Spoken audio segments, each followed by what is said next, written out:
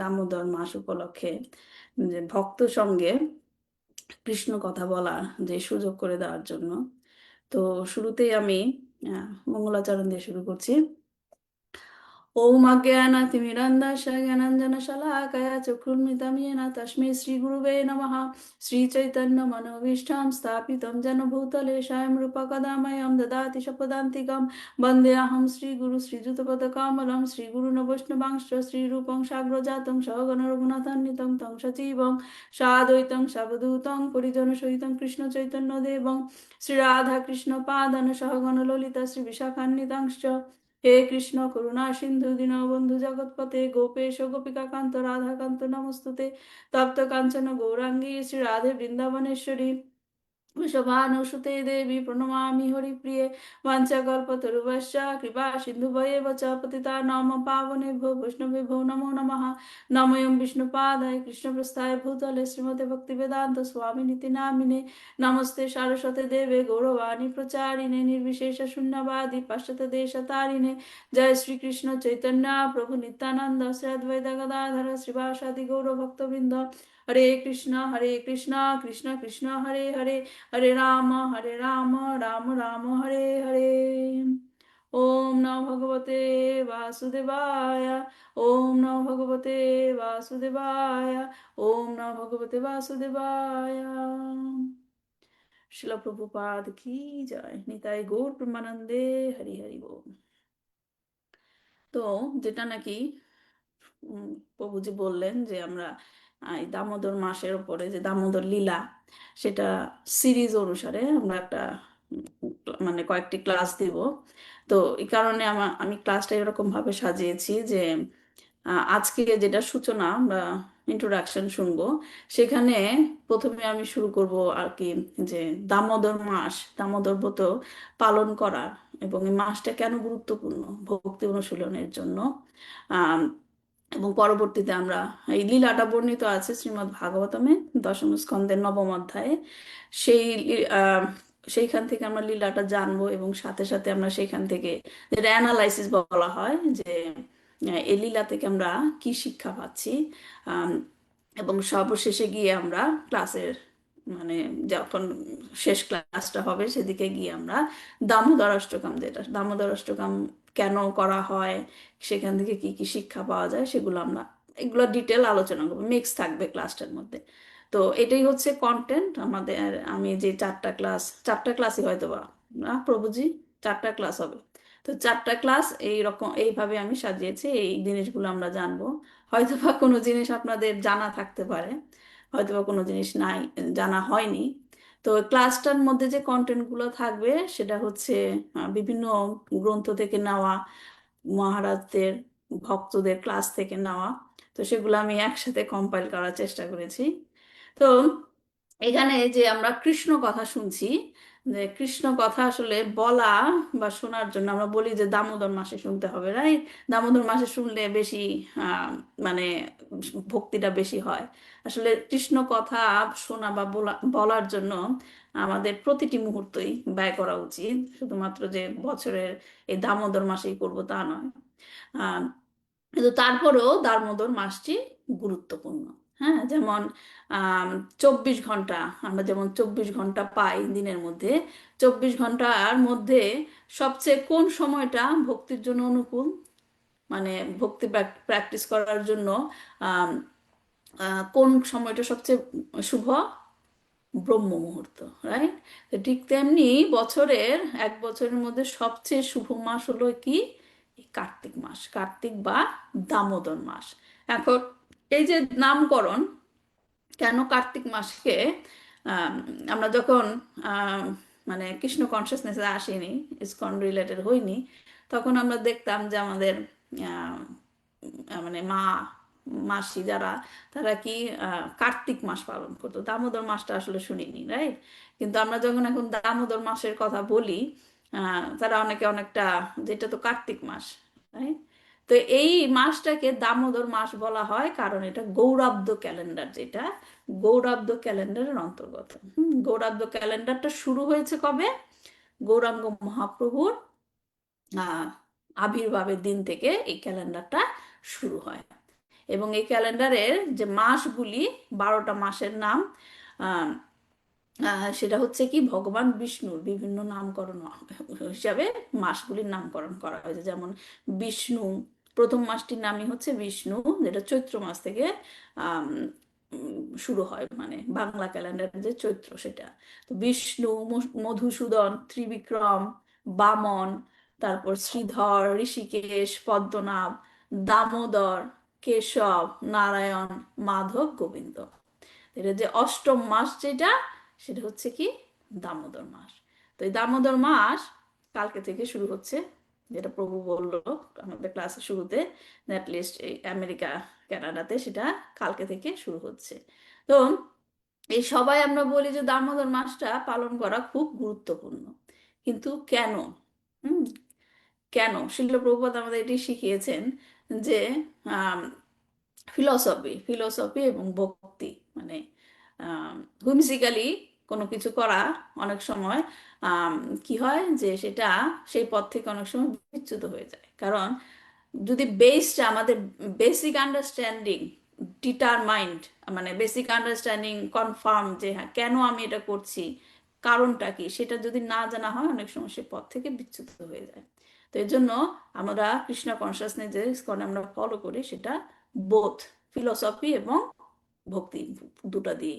তো কারণটা জানা দরকার, কারণ জানলে পরে সেটা কি আমরা কেন করছি তখন সেটা বেশি ইন্সপায়ার হয়। তো কেন এই দামোদর মাসটা গুরুত্বপূর্ণ? কারণ এই মাসটি হচ্ছে কি ভক্তি অনুশীলনের জন্য গুরুত্বপূর্ণ। তাহলে নেক্সট দুটো প্রশ্ন আসে যে কেন ভক্তি অনুশীলন আমার করতে হবে, কেন ভক্তি প্র্যাকটিস করতে হবে, আর কেনই বা এই মাসটি এই ভক্তি অনুশীলনের জন্য গুরুত্বপূর্ণ। দামোদর মাস শুরু হওয়ার আগে আমাদের এই দুটি প্রশ্নের উত্তর এবং ব্যাখ্যা জানা খুব গুরুত্বপূর্ণ। তাহলে প্রথমেই দেখা যাক যে ভক্তি অনুশীলন মানুষের জীবনের, মানব জীবনের কেন একমাত্র উদ্দেশ্য হওয়া উচিত। তো আমরা এখানে যারা আছি সবাই আমরা ভগবদ গীতা পড়ছি। ভগবদ গীতা, এটাও জানি যে ভগবদ গীতা হচ্ছে কি আমাদের মতো বদ্ধ জীব, যারা বদ্ধ আত্মা আছি তাদের উদ্ধারের জন্য, ভগবদ গীতাকে কি বলা হয়, একটা ম্যানুয়াল, রাইট? ম্যানুয়াল, এই মানব জীবনটাকে আমরা কিভাবে পরিচালিত করব। তো এই ভগবদ গীতাতে আহ অর্জুন আমাদের হয়ে কি করেছে, ভগবানকে অনেক রকমের যা তার মনে যা যা প্রশ্ন এসেছে সেই প্রশ্নগুলো সে জিজ্ঞেস করেছে, এবং আমাদের কি কি করণীয় সেগুলোও সে জিজ্ঞেস করেছে, এবং ভগবান সেগুলো একে একে উত্তর দিয়েছে। তো একটু খেয়াল করে দেখতে পারেন যে গীতার প্রথম অধ্যায়ে অর্জুন যে সমস্ত সংশয়ের কথা বলেছিল তা আমাদের মতো বদ্ধজীবদের কাছে যুক্তিযুক্ত মনে হয়। যে হ্যাঁ ঠিকই তো, অর্জুন যে যে জিনিসগুলো জিজ্ঞেস করেছে আসলেই তো সত্য।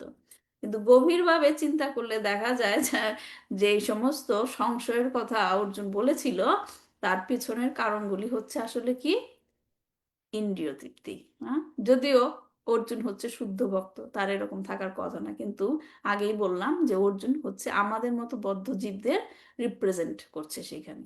আমাদের সমস্ত কর্মের পেছনেই থাকে কি ইন্দ্রিয় তৃপ্তি কারণটা।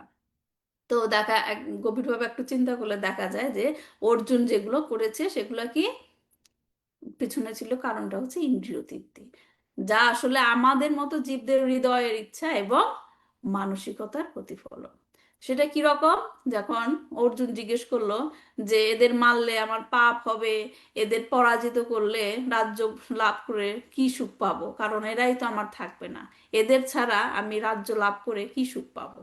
তো শিল প্রভুপাদ বলেছেন যে জীব তখনই কর্মবন্ধনে আবদ্ধ হয় যখন তার কর্মগুলির পেছনের কারণ থাকে কি ইন্দ্রিয় তৃপ্তি।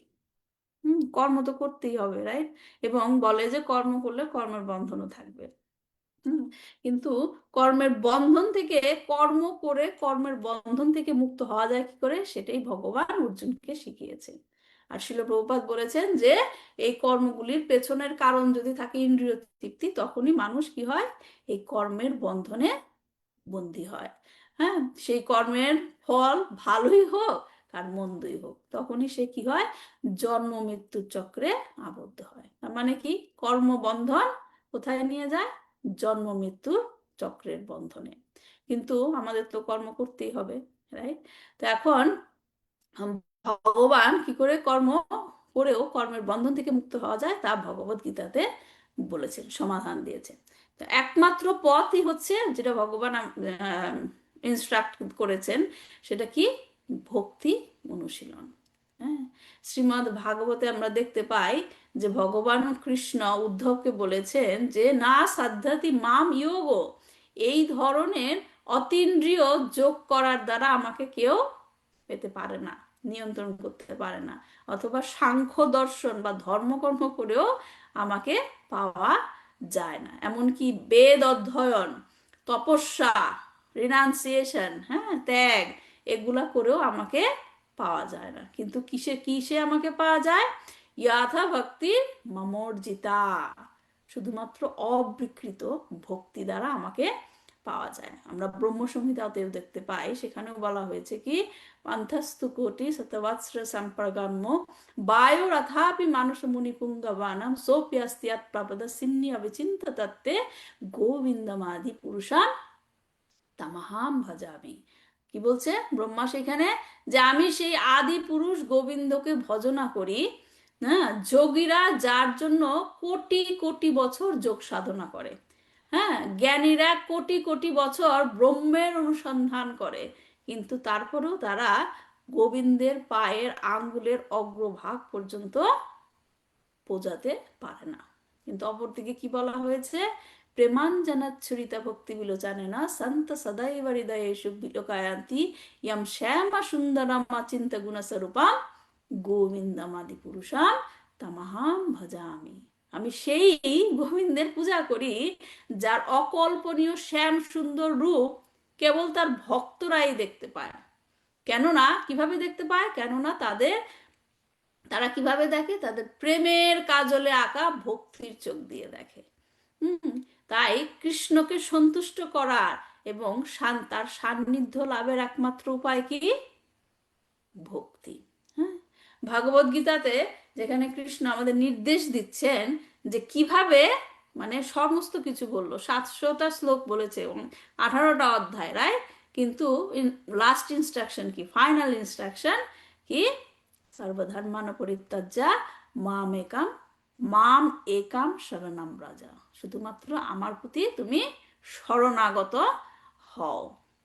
তো এখন সেই ভক্তি সেবা, ভক্তির কথাই তো বলছে কৃষ্ণ, তার কাছে তাকে পেতে হলে ভক্তি করতে হবে। তো এখন সেই ভক্তি কেমন হওয়া উচিত? যেটা ভগবদ গীতায় ভগবান আবার বলেছেন যে হে অর্জুন, হে পরন্তপ, অনন্য ভক্তির দ্বারাই এই প্রকার আমার তত্ত্ব তো জানতে, আমাকে তত্ত্ব তো জানতে, প্রত্যক্ষ করতে মানে আমাকে দেখতে, এবং আমার চিন্ময় ধামে প্রবেশ করতে সমর্থ হয় ভক্তির দ্বারাই। এবং সেই ভক্তিটা কেমন হতে হবে? দুটো ওয়ার্ড, অহৈতুকী আর কি? অপ্রতিহত।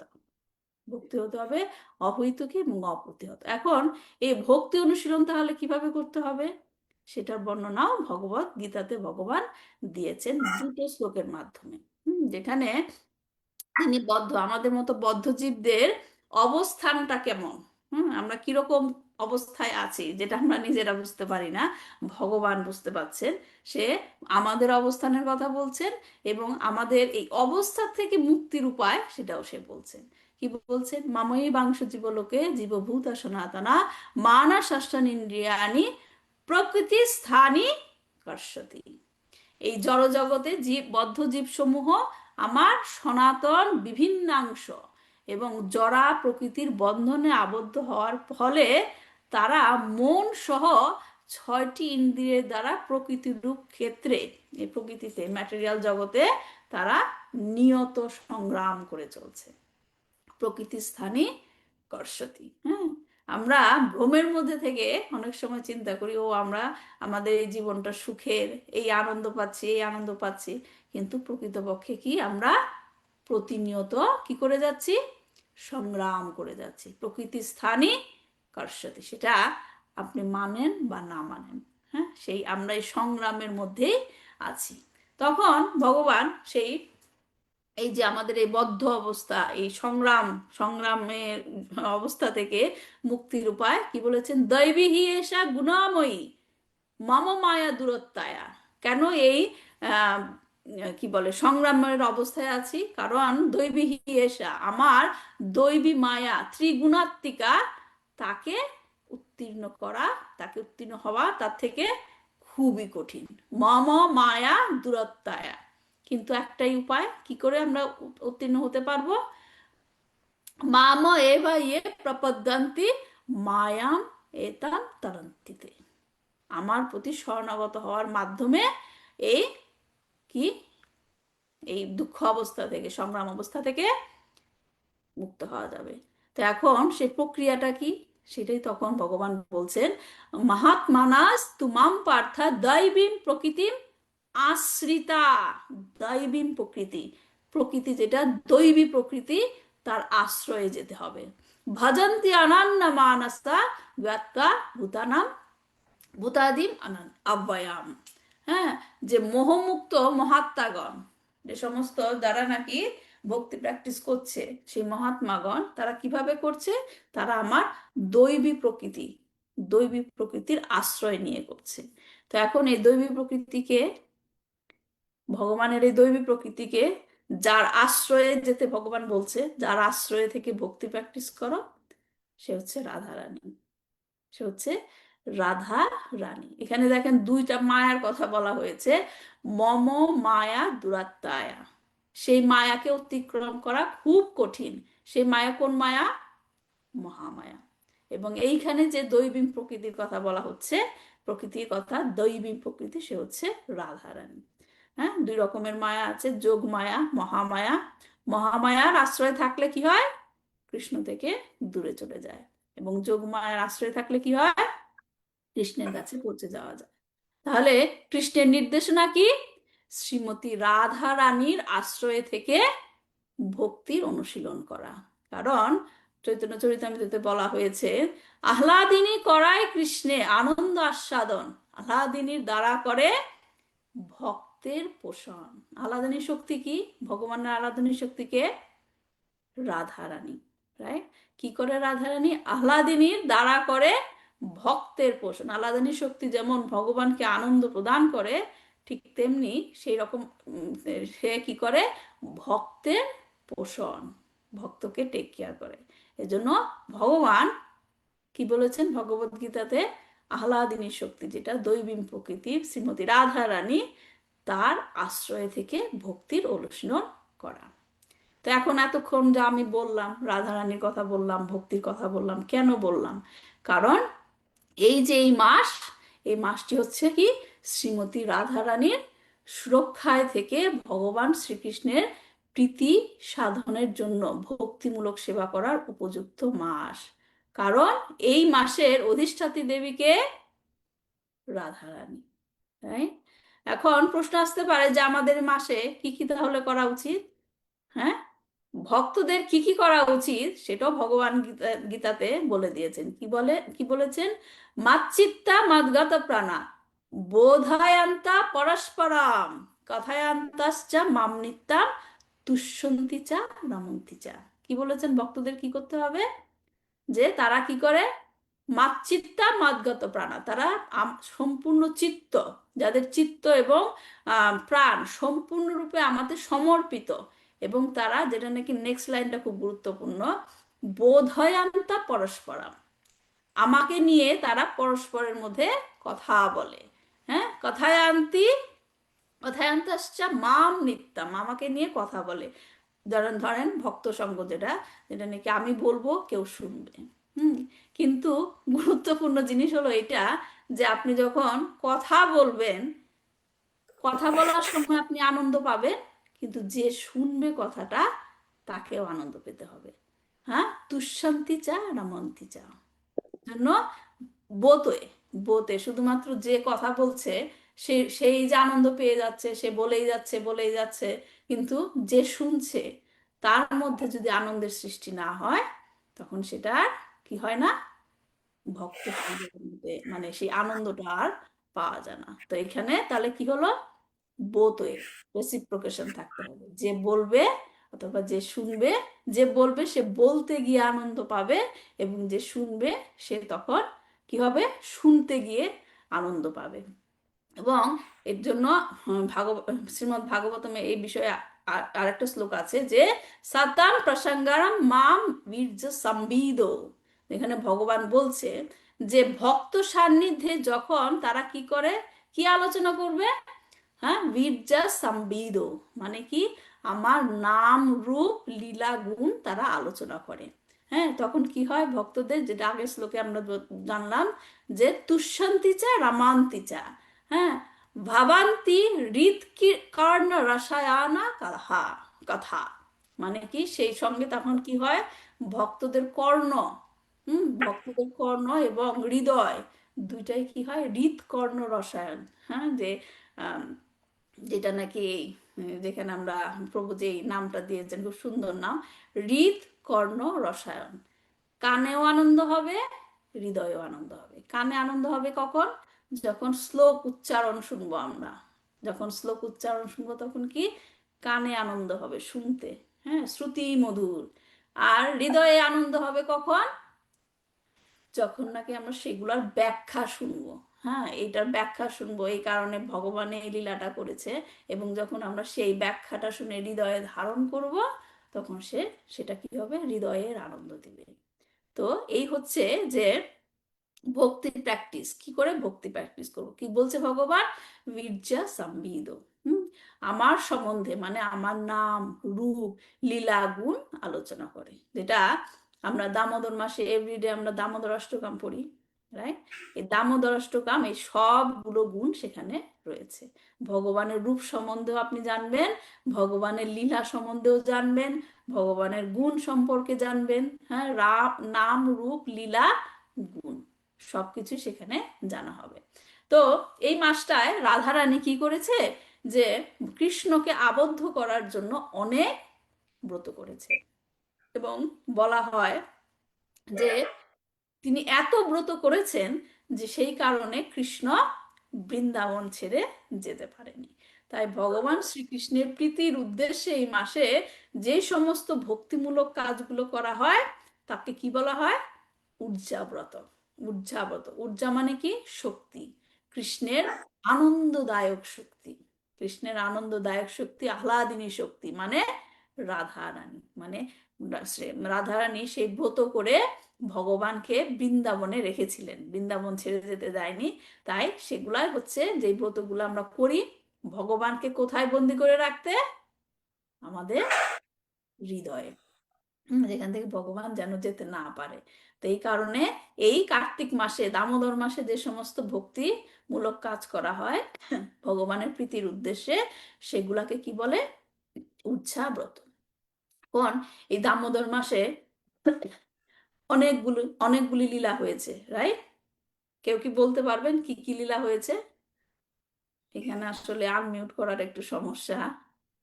কেউ কে বলতে পারবেন, নাম করতে পারবেন এই দামোদর মাসে কি কি লীলা করেছে ভগবান?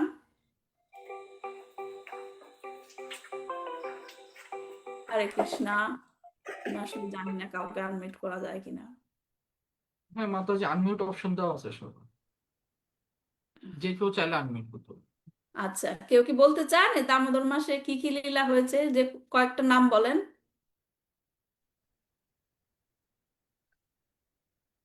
যে কেউ আনমিউট করে বলেন, চন্দ্রশেখর মন্ডল, বলেন। হরে কৃষ্ণ মাতাজি, প্রণাম। All glories to Srila Prabhupada কি হ্যাঁ, জয়। মাতাজি, আমি একটি লীলার আমার আসলে ভগবানের অনেক লীলা আছে, কিন্তু ভগবান নলকুবের এবং মণিগ্রীবকে উদ্ধার করেছিলেন এই মাসে। তো আমার এই লীলাটা ভীষণ ভালো লাগে। আমি যখন শুনেছিলাম যে কিভাবে নলকুবের এবং মণিগ্রীব নারদের মাধ্যমে অভিশাপ প্রাপ্ত হয়েছিলেন এবং ভগবানের মাধ্যমে উদ্ধার পেয়েছিলেন, এই লীলাটা হয়েছিল এই দামোদর মাসে। তারপর হ্যাঁ, আচ্ছা, হ্যাঁ, শুধুমাত্র লীলার নাম বলেন, কি কি লীলা হয়েছে, ব্যাখ্যা এটা, করতে হবে না।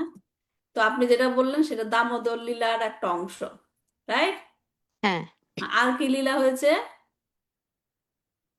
আর আমি জানি না মাতাজি। মন্দাকিনী মাতাজি। এই শকট অসুরকে বধ করেছিল, যে চাকাটা যখন ভেঙে হয়েছিল। এটা দামোদর মাসে হয়েছিল। আমাদের মাসে উনি যখন ওই যে আমাগুড়ি দিয়ে গিয়েছিলেন তখন ওকে অসুর হ্যাঁ, এটা লীলা পূর্বেই হয়ে গেছিল, দামোদর মাসে আর কি লীলা হয়েছিল। যেমন ধরেন, সবচেয়ে যেটা গুরুত্বপূর্ণ সেটাই ভুলে যাচ্ছেন, গোবর্ধন লীলা, ও সরি সরি গোবর্ধন উত্তোলন লীলা, তারপর কি রাধাকুণ্ডের ম্যানিফেস্টেশন, তারপর কি অরিষ্টাসুর বধ, বহুলাষ্টমী, রাইট? এ ধরনের এরকম অনেক লীলা হয়েছে। তো এখন এই সমস্ত লীলার মধ্যে দামোদর লীলাকে বলা হয় খুব তাৎপর্যপূর্ণ। কেন? কারণ এই লীলার মাধ্যমে কৃষ্ণ আমাদেরকে বুঝিয়েছেন কিভাবে তিনি বন্দী হতে পারেন, ভক্তের কাছে কিভাবে তিনি বন্দী হতে পারেন। ভগবত গীতাতে তিনি ভক্তি প্র্যাকটিসের কথা বলেছেন, কিন্তু এই লীলার মাধ্যমে তিনি প্র্যাকটিক্যালি দেখিয়েছেন আমি কি করে ভক্তি দ্বারা ভক্তের কাছে বন্দী হতে পারি। এজন্য এই লীলাটা হচ্ছে কি তাৎপর্যপূর্ণ।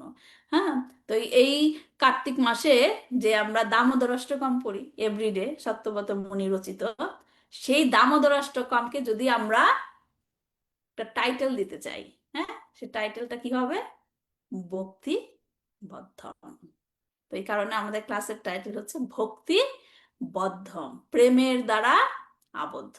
এই দামোদর অষ্টকমে আপনি কি কি জানতে পারবেন? ভগবান শ্রীকৃষ্ণের নাম, রূপ, গুণাবলী এবং অপ্রাকৃত লীলাগুলি।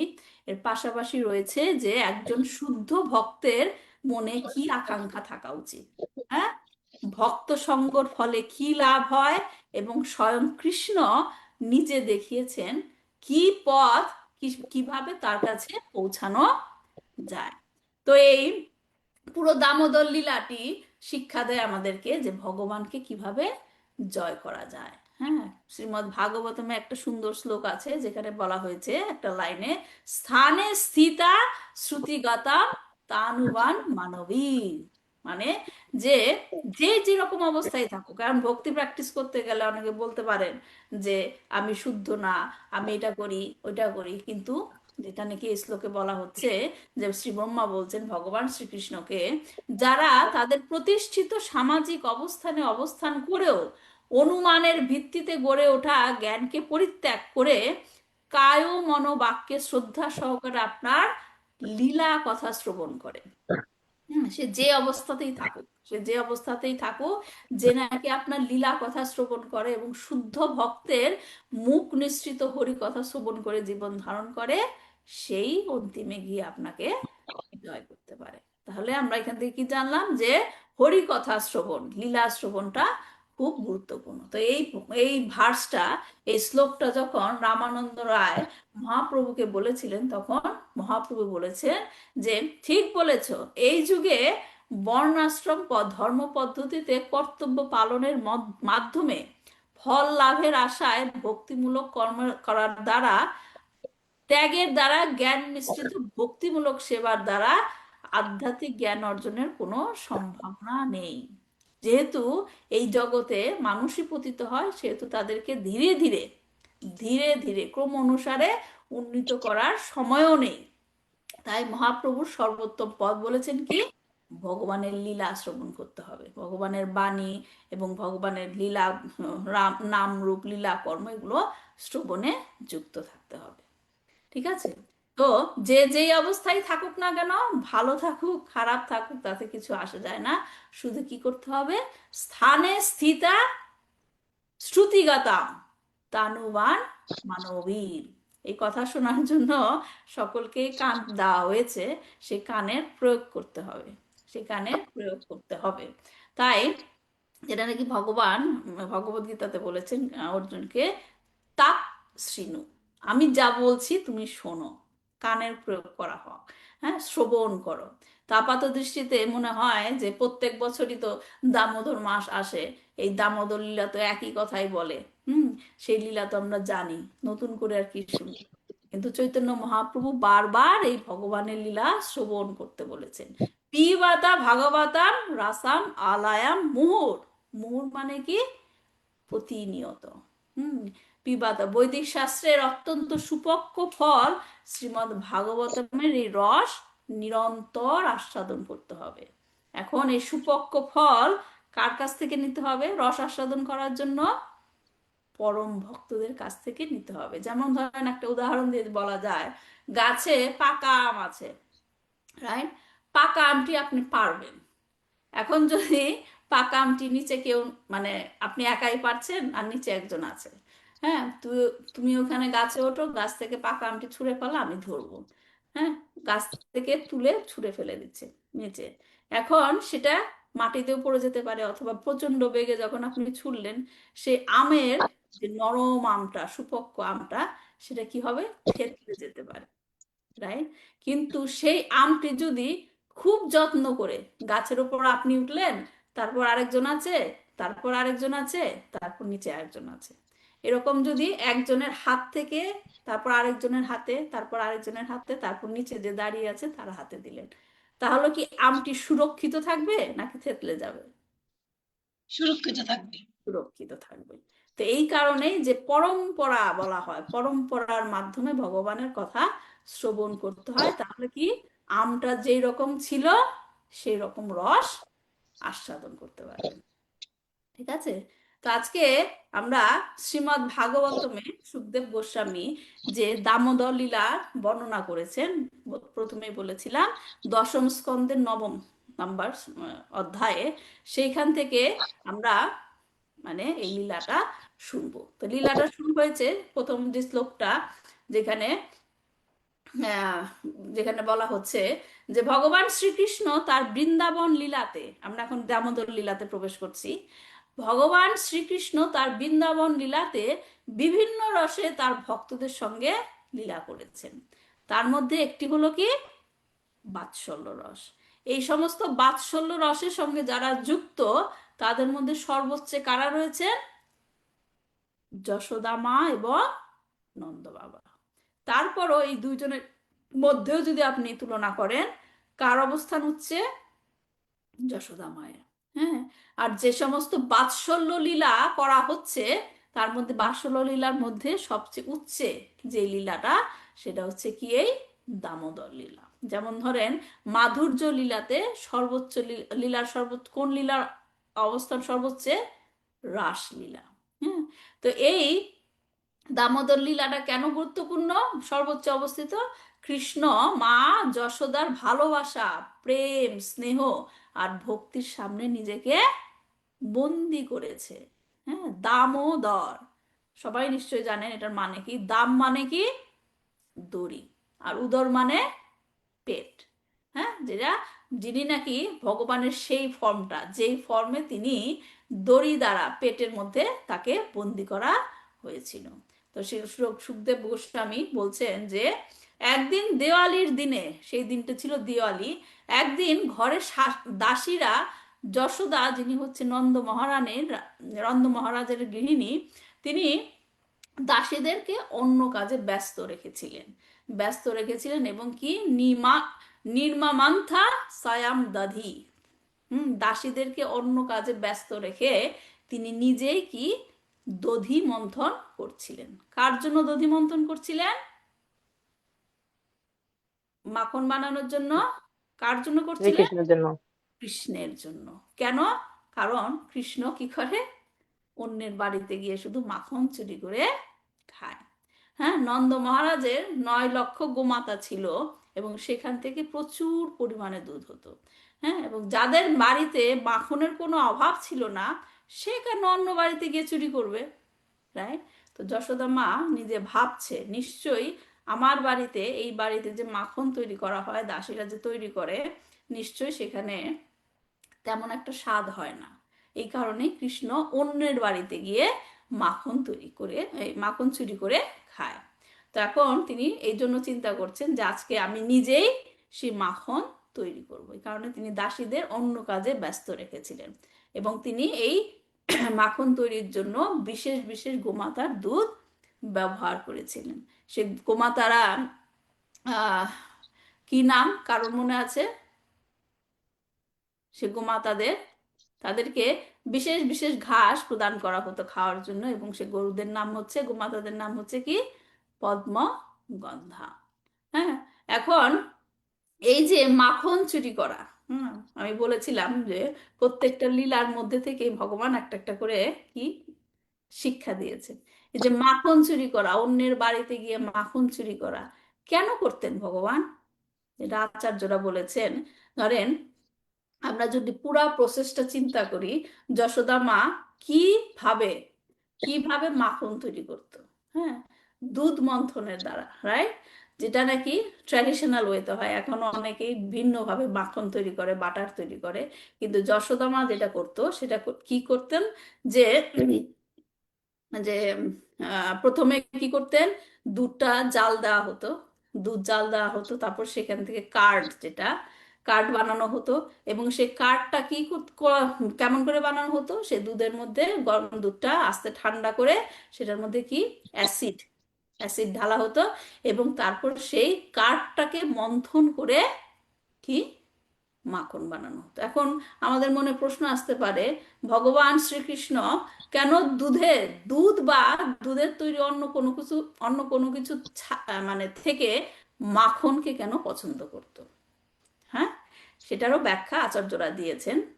এই যে মাখন বানানোর যে প্রসেসটা, সেখানে দেখেন বলা হয়েছে যে বেদ সমূহ হচ্ছে গাভী, উপনিষদ গুলো হচ্ছে কি গাভীর দুধ, রাইট?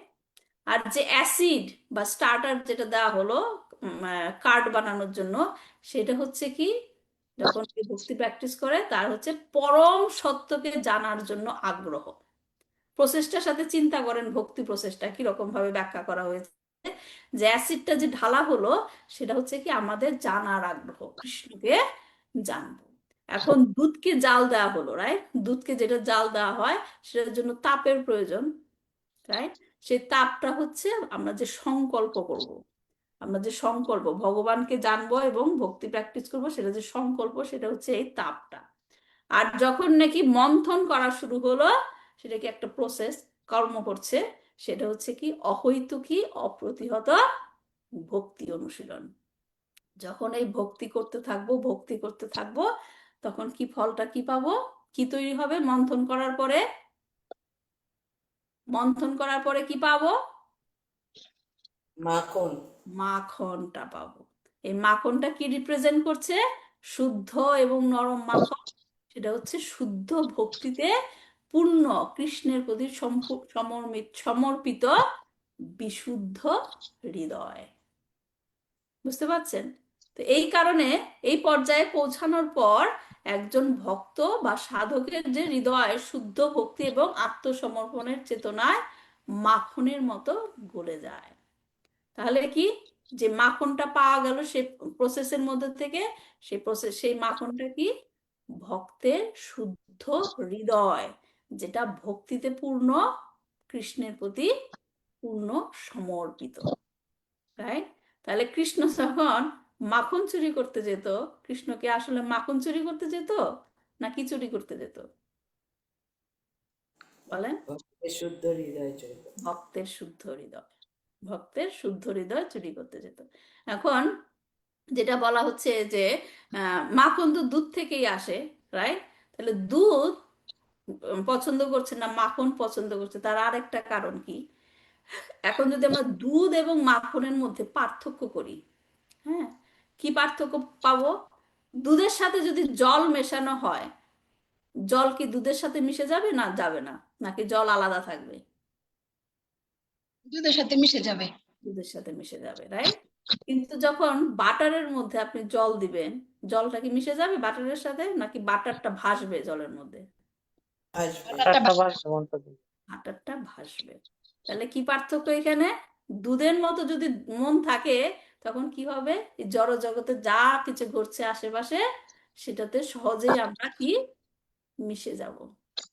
কিন্তু যখন আমাদের হৃদয়টা বাটারের মতো হবে, মাখনের মতো হবে, তখন কি হবে, আমরা জড় জগতে থেকেও আমরা নিজেকে আলাদা শুদ্ধ রাখতে পারবো, সেই কৃষ্ণের প্রতি সমর্পিত মন।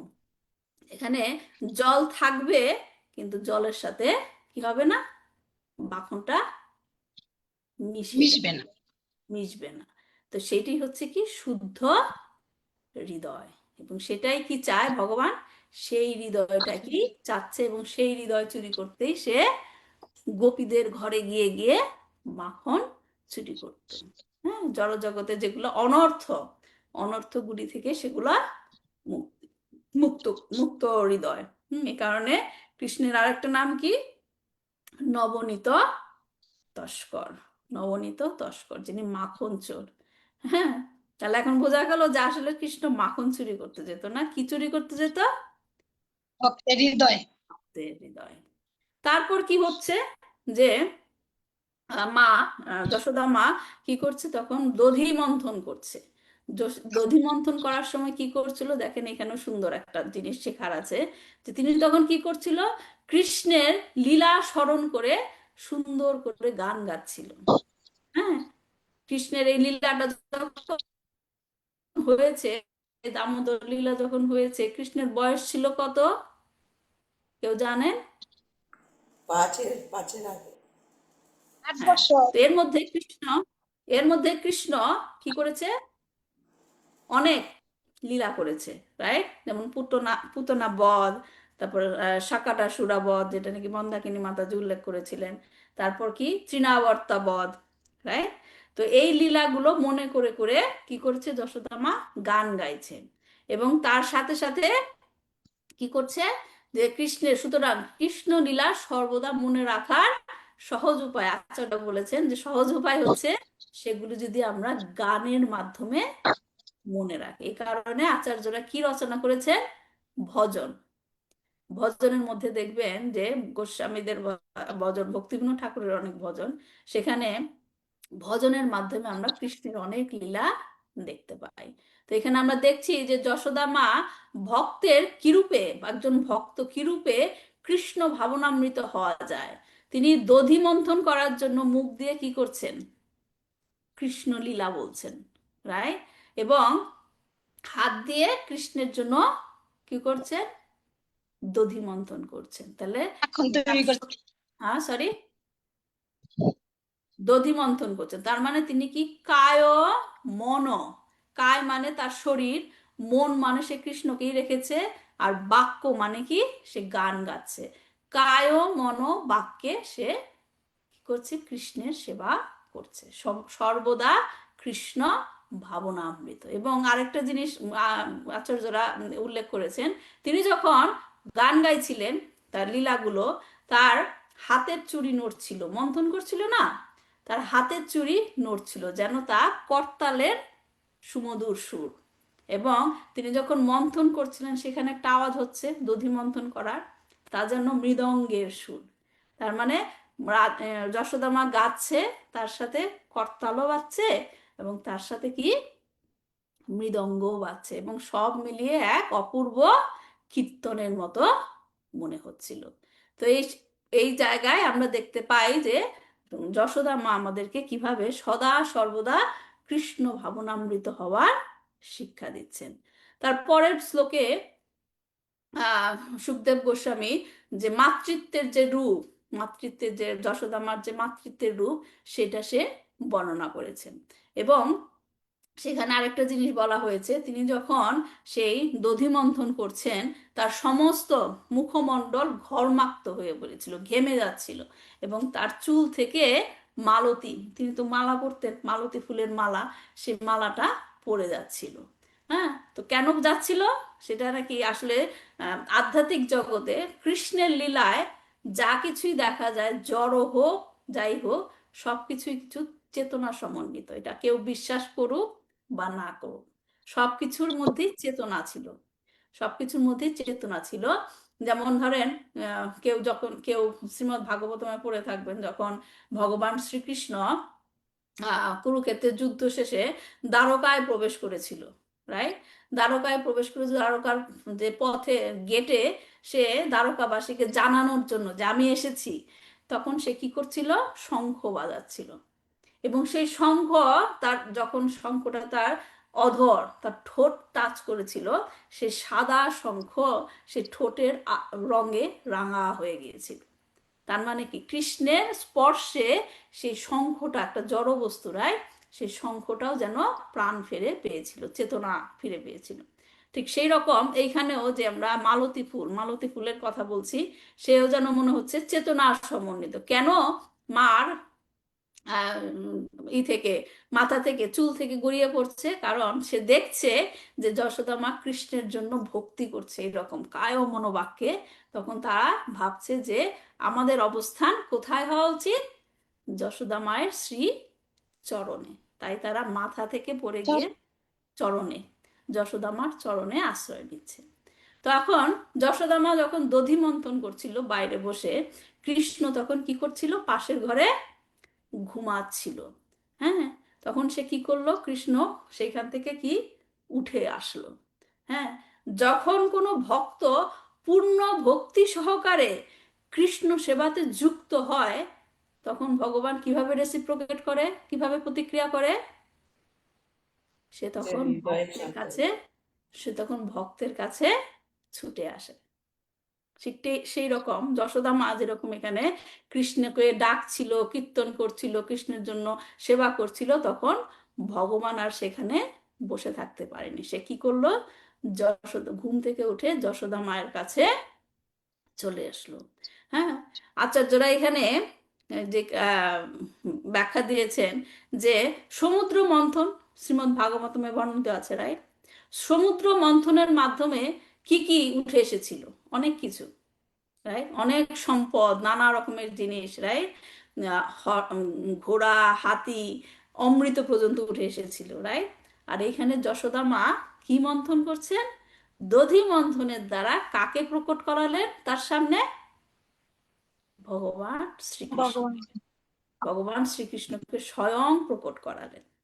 ওকে, তো এখন কৃষ্ণ আসলো মার কাছে, এসে কি হলো? যে তার খুব ক্ষুধার্ত, সে খুব মার দুধ পান করবে। তখন সে কি করলো? মায়ের দুধ খাওয়ার জন্য সে তৃষ্ণার্ত ছিল, এবং মাকে দেখলো যে সে দধি মন্থন করছে, তখন সে কি করলো? সরাসরি গিয়ে মার মার হাতও ধরলো না, মার শাড়িও ধরলো না, সে গিয়ে সরাসরি তার দধি মন্থন দণ্ড সেটাকে ধরলো। হ্যাঁ, যাতে মা কি করে? দধি মন্থন বন্ধ করে তাকে কোলে নিয়ে তাকে দুধ খাওয়ায়। এবং যশোদা মা তা দেখে অসীম আনন্দ হলো যে আমার ছেলে বড় হয়ে যাচ্ছে। মানে খুব টেকনিক্যালি সে মার আঁচলও ধরেনি, হাতও ধরেনি, মন্থন দণ্ড ধরেছে যেন সে দধি মন্থন বন্ধ করে দেয়। তারপর যশোদা মা তাকে কি করলো? আদর করে কোলে নিয়ে দুধ খাওয়াতে লাগলেন। হ্যাঁ, তাকে দুধ খাওয়াচ্ছিলেন, আর কি করছিলেন? বারবার তার হাস্যোজ্জ্বল মুখমণ্ডল দর্শন করছিলেন। তো এখানে দেখেন, কৃষ্ণকে দুধ খাওয়াচ্ছে মা। হ্যাঁ, কিন্তু আমরা যখন কৃষ্ণকে ভোগ অফার করি, কত প্রসেস থাকে? মন্ত্র পড়তে হয়, শুদ্ধি করতে হয়, ভগবানকে আসনে রাখতে হয়, তারপর অফার অফার করতে হয়, সেই মন্ত্র করে কৃষ্ণকে রিকোয়েস্ট করতে হয় তুমি ভোগ গ্রহণ করো, রাইট? কিন্তু এখানে যশোদা মা কৃষ্ণকে দুধ খাওয়াচ্ছেন, কোনো প্রসেস নাই, কোনো রকম মন্ত্র নেই। হুম, তো এখানে যশোদা মায়ের কোনো প্রসেসের প্রয়োজন হয়নি। কারণ তিনি কেন? কারণ তার তিনি হচ্ছে কি সর্বোচ্চ স্তরে অধিষ্ঠিত, তার আধ্যাত্মিক আধ্যাত্মিক লেভেলে তিনি সর্বোচ্চে অবস্থিত। এইখান থেকে আমাদের একটা শিক্ষণীয় জিনিস, যে অনেকেই আমরা এইরকম ভাবে কৃষ্ণ আমার ছেলে, কৃষ্ণ গোপাল আমার ছেলে, তাকে কোলে বসে খাওয়াই, সেটা কি গ্রহণযোগ্য? যশোদা মা করেছে, তার কৃষ্ণকে কোলে নিয়ে খাওয়াচ্ছে, আমিও খাওয়াই, কৃষ্ণ আমার ছেলে। কৃষ্ণ, অনেকে আবার শুনেছি কোনো কোনো ক্লাসে বলে যে কৃষ্ণ তো আমার, কৃষ্ণ হচ্ছে লাভার, কৃষ্ণ হচ্ছে আমার বয়ফ্রেন্ড। তো এরকম ভাবে অনেকে কৃষ্ণকে গ্রহণ করে, কৃষ্ণকে। কিন্তু আমরা কি সেটা করতে পারি? কার মনে হয় যে আমরা সেরকম করতে পারি? কৃষ্ণকে আমার ছেলে মনে করে কোলে বসে খাওয়াবো? এটা কি না ঠিক পথ, নাকি ঠিক পথ নয়? এটা করা উচিত না। কারণ ওনারা সেই স্তরে হ্যাঁ, আছেন, সেই- ওনারা যেই ওনারা যেই স্তরে অধিষ্ঠিত, সেই স্তরে আমরা এখনো উপনীত হইনি, সুতরাং আমাদের হ্যাঁ, এটা করা এটা উচিত হচ্ছে না। যারা নাকি এগুলা করতে যায় তাদেরকে কি বলা হয়? সহজে সাহায্য। বা প্রিটেন্ডিং। হ্যাঁ, সাহায্য বলা হয়। কারণ এটা আমি বলছি না, এটা ভক্তি রসামৃত সিন্ধুতে বলা হয়েছে। দুই রকমের ভক্তি আছে, কি? রাগানুগা আর কি রাগাত্মিকা। হ্যাঁ, বৃন্দাবনে যারা রয়েছে তাদের লেভেল হচ্ছে উচ্চে, তারা কৃষ্ণের সাথে যা যা করে, তাদের যা যা সম্পর্ক, তাদের লেভেল হচ্ছে উচ্চে। তারা কি ভক্তি প্র্যাকটিস করছে? রাগাত্মিকা, রাগাত্মিকা। কিন্তু আমরা কি করছি? রাগা অনু রাগ কি বলে, রাগানুগা ভক্তি, যেটা আমরা তাদের ফুটস্টেপ ফলো করি। এখানে দুইটা শব্দ আছে, একটা কি অনুসরণ, অনুকরণ, রাইট?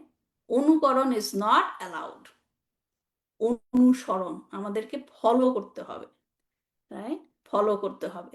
তার মানে যে নন্দ মহারাজ এবং যশোদা মা রাগাত্মিক ভক্তি অনুশীলন করছেন। এখন যদি একজন উন্নত ভক্ত বৃন্দাবনে পিতা মাতার মতো কৃষ্ণকে সেবা করার ইচ্ছা গড়ে তোলে, তাহলে কি করতে হবে? যশোদা মা এবং নন্দ বাবার পদাঙ্ক অনুসরণ করতে হবে, নিজেকে সেরকম ভাবে তৈরি করার চেষ্টা করতে হবে, অনুকরণ নয়। ঠিক আছে? তো এই অনুশীলনকে বলা হয় কি? রাগানুগা ভক্তি। এখন অনেকেই বলেন, মাতাজি আপনি বললেন আমি তো মন থেকে কৃষ্ণকে আমার ছেলে মনে করি, আমি তো মন থেকে শুদ্ধ, কেন আমি যশোদা মার মতো করতে পারবো না? কারণ কি, যে ভক্তির যেটা 9টা স্তর আছে, কি শ্রদ্ধা, তারপর কি শ্রদ্ধা, সাধুসঙ্গ, ভজনক্রিয়া, তারপর কি অনর্থ নিবৃত্তি। অনর্থ নিবৃত্তি। হ্যাঁ, আমরা ওই 3টা স্টেপেই আছি, 3টা স্টেপে আছি। অনর্থ নিবৃত্তি আমাদের এখনো হয়নি। অনর্থ নিবৃত্তি যে পর্যন্ত না হবে আমরা কখনোই পরবর্তী স্তরে যেতে পারবো না। এই কারণে যে যতই করুক, হ্যাঁ, যে যতভাবেই করুক, কৃষ্ণকে এরকম ভাবে আমার গোপাল, আমার ছেলে, আমার লাভার, হ্যাঁ, আমার বন্ধু, কৃষ্ণ তো আমার বন্ধু, কৃষ্ণ তো আমার বাডি, অনেকে বলে এরকম, রাইট? সেই লেভেলে যাওয়া যাবে না। তো মা যখন কৃষ্ণকে দুধ খাওয়াচ্ছিল, তখন যেন যশোদা মা এবং কৃষ্ণের মধ্যে একটা প্রতিযোগিতা হচ্ছিল, অদৃশ্য প্রতিযোগিতা। কারণ সেই দুধ হচ্ছে বাৎসল্য রসে পূর্ণ কৃষ্ণের প্রতি আধ্যাত্মিক প্রেম। দুধের মাধ্যমে সেই দুধটা হচ্ছে একটা আধ্যাত্মিক প্রেম, এবং কৃষ্ণের ক্ষুধা হচ্ছে ভক্তের নির্মল ভালোবাসার প্রতি ভগবানের প্রতিফলন। বুঝতে পারছেন? এখানে দুইটা জিনিস হচ্ছে, যে ভক্ত তার যশোদা মা তার দুধের মাধ্যমে ভগবানকে সেবা করছে, এবং ভগবান সেটা সেই ভালোবাসার প্রতিফলন হিসেবে সেই দুধ গ্রহণ করছে। তো মা যখন তার সন্তানের জন্য কোনো কিছু রান্না করে, তখন সেই প্রতিদানটা কখন পায়? তার সন্তান যখন সেটা খেয়ে বলে যে খুব ভালো হয়েছে, তৃপ্তি লাভ করে, রাইট? তো সেটাই এখানে তৃপ্তি পাচ্ছিল, মাও সেবা করে তৃপ্তি পাচ্ছিল, ভগবানও সে সেবা নিয়ে আনন্দিত হচ্ছিল। তো এইরকম ভালোবাসার আদান প্রদান বেশ কিছুক্ষণ ধরে চলছিল। তারপরে সেই অঘটন শুরু হলো, রাইট? সেই অঘটনের কারণ যেটা, সেটা শুরু হলো, কি হলো? যে মা যশোদা তখন মনে পড়লো যে রান্নাঘরে সে চুলায় বসানো যে দুধ বসিয়ে এসেছিল সেটা কি উতলিয়ে পড়ছে। তো কৃষ্ণকে যিনি দুধ পান করতে অতৃপ্ত, তখনও তার স্যাটিসফ্যাকশন আসেনি কৃষ্ণর। হ্যাঁ, প্রভুজি আমি কি আর 5 মিনিট নিতে পারি? আপনি বলেছেন 7 7 পর্যন্ত, হ্যাঁ মাতাজি, মাতাজি, শিওর হ্যাঁ শিওর, আচ্ছা ঠিক আছে। একদম তো ঠিক। কৃষ্ণকে যে নাকি এখনো তৃপ্ত হয়নি দুধ খেয়ে, সে কৃষ্ণকে কি করলো? কোল থেকে নামিয়ে রেখে, মাটিতে রেখে সে দৌড়ে সেইখান থেকে চলে গেল। তো এই যে পয়েন্টটা, এটা এখানে অনেকে প্রশ্ন করতে পারে, মা যশোদা কি করে কৃষ্ণকে অতৃপ্ত রেখে তার দুধ খাওয়ানো বন্ধ করে চলে গেলেন? তাহলে কি তিনি কৃষ্ণকে অবহেলা করেছেন? তাহলে কি তিনি কৃষ্ণকে অবহেলা করে চলে গেলেন? কৃষ্ণকে দুধ খাওয়ানোটা তার মুখ্য সেবা হওয়া উচিত, তাই না? তো সর্বপ্রথমে একটা জিনিসটা জানতে গেলে আমাদের সর্বপ্রথমে মা যশোদার অবস্থানটা জানতে হবে। শ্রীল সুখদেব গোস্বামী যশোদা মার কথা বলেছেন, তিনি ভগবান শ্রীকৃষ্ণের যে অনুগ্রহ লাভ করেছিলেন তা ব্রহ্মা মহেশ্বর, এমনকি তার অর্ধাঙ্গিনী লক্ষ্মী দেবীও প্রাপ্ত হননি। এটা 20 নম্বর শ্লোকে বলা হয়েছে এই ব্যাখ্যাটা। তাই শ্রীকৃষ্ণের প্রতি তার সেবা নিয়ে আমাদের মনে কোনো প্রশ্ন বা সন্দেহ থাকা উচিত নয়। মা যশোদা যেমন কৃষ্ণকে কোলে নিয়ে দুধ খাইয়ে সেবা করেছেন, রান্নাঘরে যে দুধটা তিনি বাঁচাতে গিয়েছেন সেটাও তো কৃষ্ণের জন্য, কৃষ্ণের সেবাই, রাইট? কারণ সে দুধ দিয়ে তিনি কি করবেন? কৃষ্ণের জন্য মাখন বানাবেন, রাইট? তাই সেই দুধটা যেন নষ্ট না হয় তিনি সেটাকে বাঁচাতে গিয়েছিলেন। এখান থেকে আমাদের শিক্ষণীয় কি? আমরা অনেক সময় আমাদের ডেইলি লাইফে দুইটা সেবার মধ্যে কনফিউজ হয়ে যাই, রাইট? কোনটা করব আগে, কোনটা পরে করব, রাইট? তো আমাদেরকে এই জিনিসটা বোঝানোর জন্য কৃষ্ণ আমাদেরকে কি বুদ্ধি দিয়েছে, যেটা যশোদা মা এখানে প্রয়োগ করেছেন। তিনি ভাবছিলেন যে কৃষ্ণকে আর একটু পরেই তো দুধটা খাওয়াতে পারবো, আমি এখন ওই রান্নাঘরের দুধটা বাঁচাই, যেটা দিয়ে আমি মাখন তৈরি করব। এজন্য ভগবান ভগবদ্গীতাতে কি বলেছেন? দদাতি বুদ্ধির যোগান্তাম ইয়ে নামা উপায়ান্তিতে, যে আমি তোমাকে বুদ্ধি দিব, যে বুদ্ধি দিয়ে তুমি আমার কাছে আসতে পারবে। এখন এই যশোদা মা দুইটা সেবার মধ্যে ঠিক করেছেন কোনটা আগে করা উচিত। তার মধ্যে তিনি বলেছেন, ভাবছেন যে কৃষ্ণকে আর 2 মিনিট পরে আমি দুধটা খাওয়াতে পারবো, কিন্তু ওই কাজটা আমার এখনই করতে হবে। এখানে কৃষ্ণকে অবহেলা করার মতো কোনো প্রশ্নই ওঠে না। এই সাথে, এই লীলার সাথে, এই যে ব্যাখ্যাটার সাথে আরেকটা পয়েন্ট আমি অ্যাড করতে চাই, যেটা আমি রিসেন্টলি কার্তিকেয়া প্রভু তার ক্লাসে শুনেছিলাম, যে আমরা যখন ভক্তি করি, হ্যাঁ, সেখানে দুইটা জিনিস কাজ করে। একটা হচ্ছে আমাদের কর্ম, যেটা নাকি দেখা যাচ্ছে, রাইট, আমাদের অ্যাক্টিভিটিগুলি। আরেকটা জিনিস কি থাকে? আমাদের মনের ইন্টেনশনটা কি, কি মনোভাব নিয়ে আমরা সেই সেবাটা বা কাজটা করছি। হ্যাঁ, আপনাদের কি মনে হয় যে আপনি দেখালেন যে কর্মগুলি আমি খুব ভক্তি করছি, সেটা সর্বোচ্চ, নাকি আপনার ইন্টেনশনটা পিওর সেইটাও সর্বোচ্চ? কোনটা কৃষ্ণ দেখে? ইন্টেনশনটা। Intention, intention, right? দুটো জিনিস ইনভলভ থাকে সেখানে, অ্যাকশন এবং ইন্টেনশন। সেই ভিত্তিতে ভগবান আমাদের সাথে রেসিপ্রোকেট করে, কারণ তিনি অন্তর্যামী, আমাদের অন্তরের ইন্টেনশনটা দেখে। তো এইখানে যদিও আমরা দেখছি যে কৃষ্ণকে কোল থেকে নামিয়ে দেওয়াতে কৃষ্ণ রাগ করেছে, যেটা আমরা পরবর্তী ক্লাসে জানবো, পরবর্তী শ্লোকে, কিন্তু তার ইন্টেনশনটা ভগবান বুঝেছিলেন এবং সেইভাবে সে রেসিপ্রোকেট করেছিলেন। হ্যাঁ, কারণ ইন্টেনশন অনুযায়ী প্রায়োরিটি দেওয়া হয়েছিল। এবং কিভাবে আমরা বুঝতে পারি যে ভগবান যশোদা মার ইন্টেনশনটা বুঝেছিলেন এবং তার সেবা গ্রহণ করেছিলেন? কারণ তিনি পরবর্তীতে গিয়ে কি করেছিলেন? যশোদা মার হাতে বন্দী হয়েছিলেন। ভালোবাসার যে দড়ি, ভালোবাসার যে দড়ি, তার দ্বারা তিনি বন্দী হয়েছিলেন। তো এই যে ইন্টেনশনটা আমাদের একটা শিক্ষণীয় ব্যাপার, যে আমরা কোয়ালিটি, কোয়ান্টিটি, দুইটা জিনিস আছে। হ্যাঁ, সারাদিন ভরে ভগবানের সেবা করলাম, কিন্তু মনে মনে ও আজকে আমি সারাদিন সেবা করছি, শরীরটা ক্লান্ত হয়ে গেছে, এত কাজ করা যায় না। সেইখানে থেকে অল্প পরিমাণে ভক্তি করা হোক, কিন্তু সেটা কোয়ালিটি সম্পন্ন, উইথ গুড ইন্টেনশন। ওকে, তো আজকে আমি এই পর্যন্তই রাখছি। পরবর্তী ক্লাসে আমি এই জিনিসটা কন্টিনিউ করব, এই লীলাটা। তো প্রভুজি, পরবর্তী ক্লাসটা কবে হবে একটু যদি বলে দিতেন সবাইকে। তো কারো কোনো প্রশ্ন থাকলে বলুন, শেষ করছি এখানে। Thank you.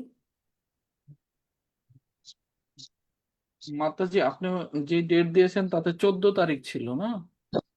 সোমবার, 14 তারিখ হচ্ছে আপনি মঙ্গলবার। আমেরিকা 14 তারিখ রাত্রে, আর বাংলাদেশ হচ্ছে 15 তারিখ সকালে হবে। আচ্ছা, বাংলাদেশে যারা জয়েন করবে তারা 15 তারিখ সকাল কয়টায়? সকালে, সকাল 8:30টায়। মানে বুধবার পড়বে, রাইট? Right, maybe. ঠিক আছে। হরে কৃষ্ণ মাতাজি, থ্যাংক ইউ সো মাচ। খুবই সুন্দর প্রবচন, আমরা অনেক কিছু শিখলাম। তা আমাদের এখানে হৃদকর্ণ রসায়ন তথা গৌরমণ্ডল ফাউন্ডেশনের যে ভক্তরা আজ এখানে প্রেজেন্ট হয়েছেন, আপনাদের কি অনুভূতি, আর কারো কোনো প্রশ্ন যদি থাকে আপনারা কৃপা করে হ্যান্ড রেজ করুন। তো মাতাজির কাছ থেকে আমরা অনেক কিছু আরও জানতে পারবো প্রশ্নের মাধ্যমে। এই সুযোগ আমাদের গ্রহণ করা উচিত। হরে কৃষ্ণ।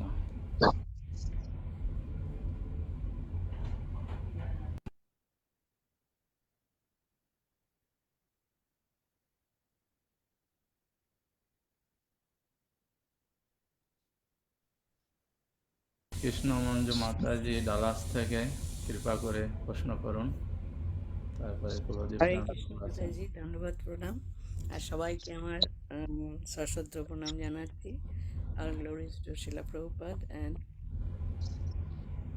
এই যে আপনি বললেন যে প্রসেসিংটা, দামোদরের যে প্রসেসিং, অল দোজ মানে দই থেকে আরম্ভ, এই দুধ থেকে দই বানানো, দই থেকে চার্ন করে যেটা মাখন তৈরি হচ্ছে, এই প্রসেসের যে ইন্ডিভিজুয়াল, যেমন অদ্বৈত পঞ্চতত্ত্বের ইন্ডিভিজুয়াল নাম আছে, এটারও যে প্রসেসিংয়ের একটা নাম আছে, এটা জানতাম না। তো এটা জেনে খুব ভালো লাগলো। এবং আপনার প্রবচনে প্রত্যেকটা জিনিসের ইন্ডিভিজুয়াল এবং মানে ক্লারিফিকেশনটা খুব ক্লিয়ার। মানে কি বলবো, যেটা নাকি আমরা অনেক কিছুই জানি না ডিটেলসে, সেটা আমাদের জানা উচিত। কারণ এই জানার মাধ্যমেই আমরা আমাদের রিয়েলাইজেশনটা বেশি করতে পারবো। এটুকুই আমি বলতে পারি। Thank you so much for your clarification, Damodar thank you lady. Krishna Manju Mataji, regular participant. তো মাতাজি অনেক ডেডিকেটেড।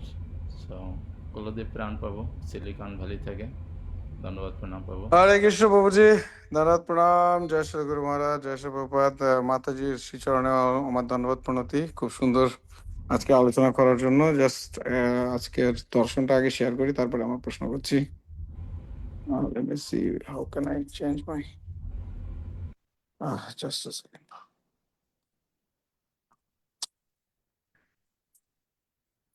Somehow.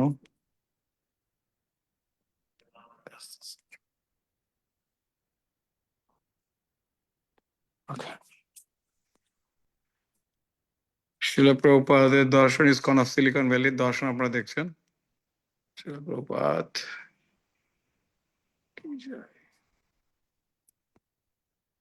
ওকে। পরে আমাদের যে অর্চা বিগ্রহের দর্শন, আজকের দর্শন বিগ্রহ শ্রী শ্রী রাধা মদন মোহন শ্রীমান মহাপ্রভু, তাদের দর্শন দেখতে পাচ্ছেন আপনারা।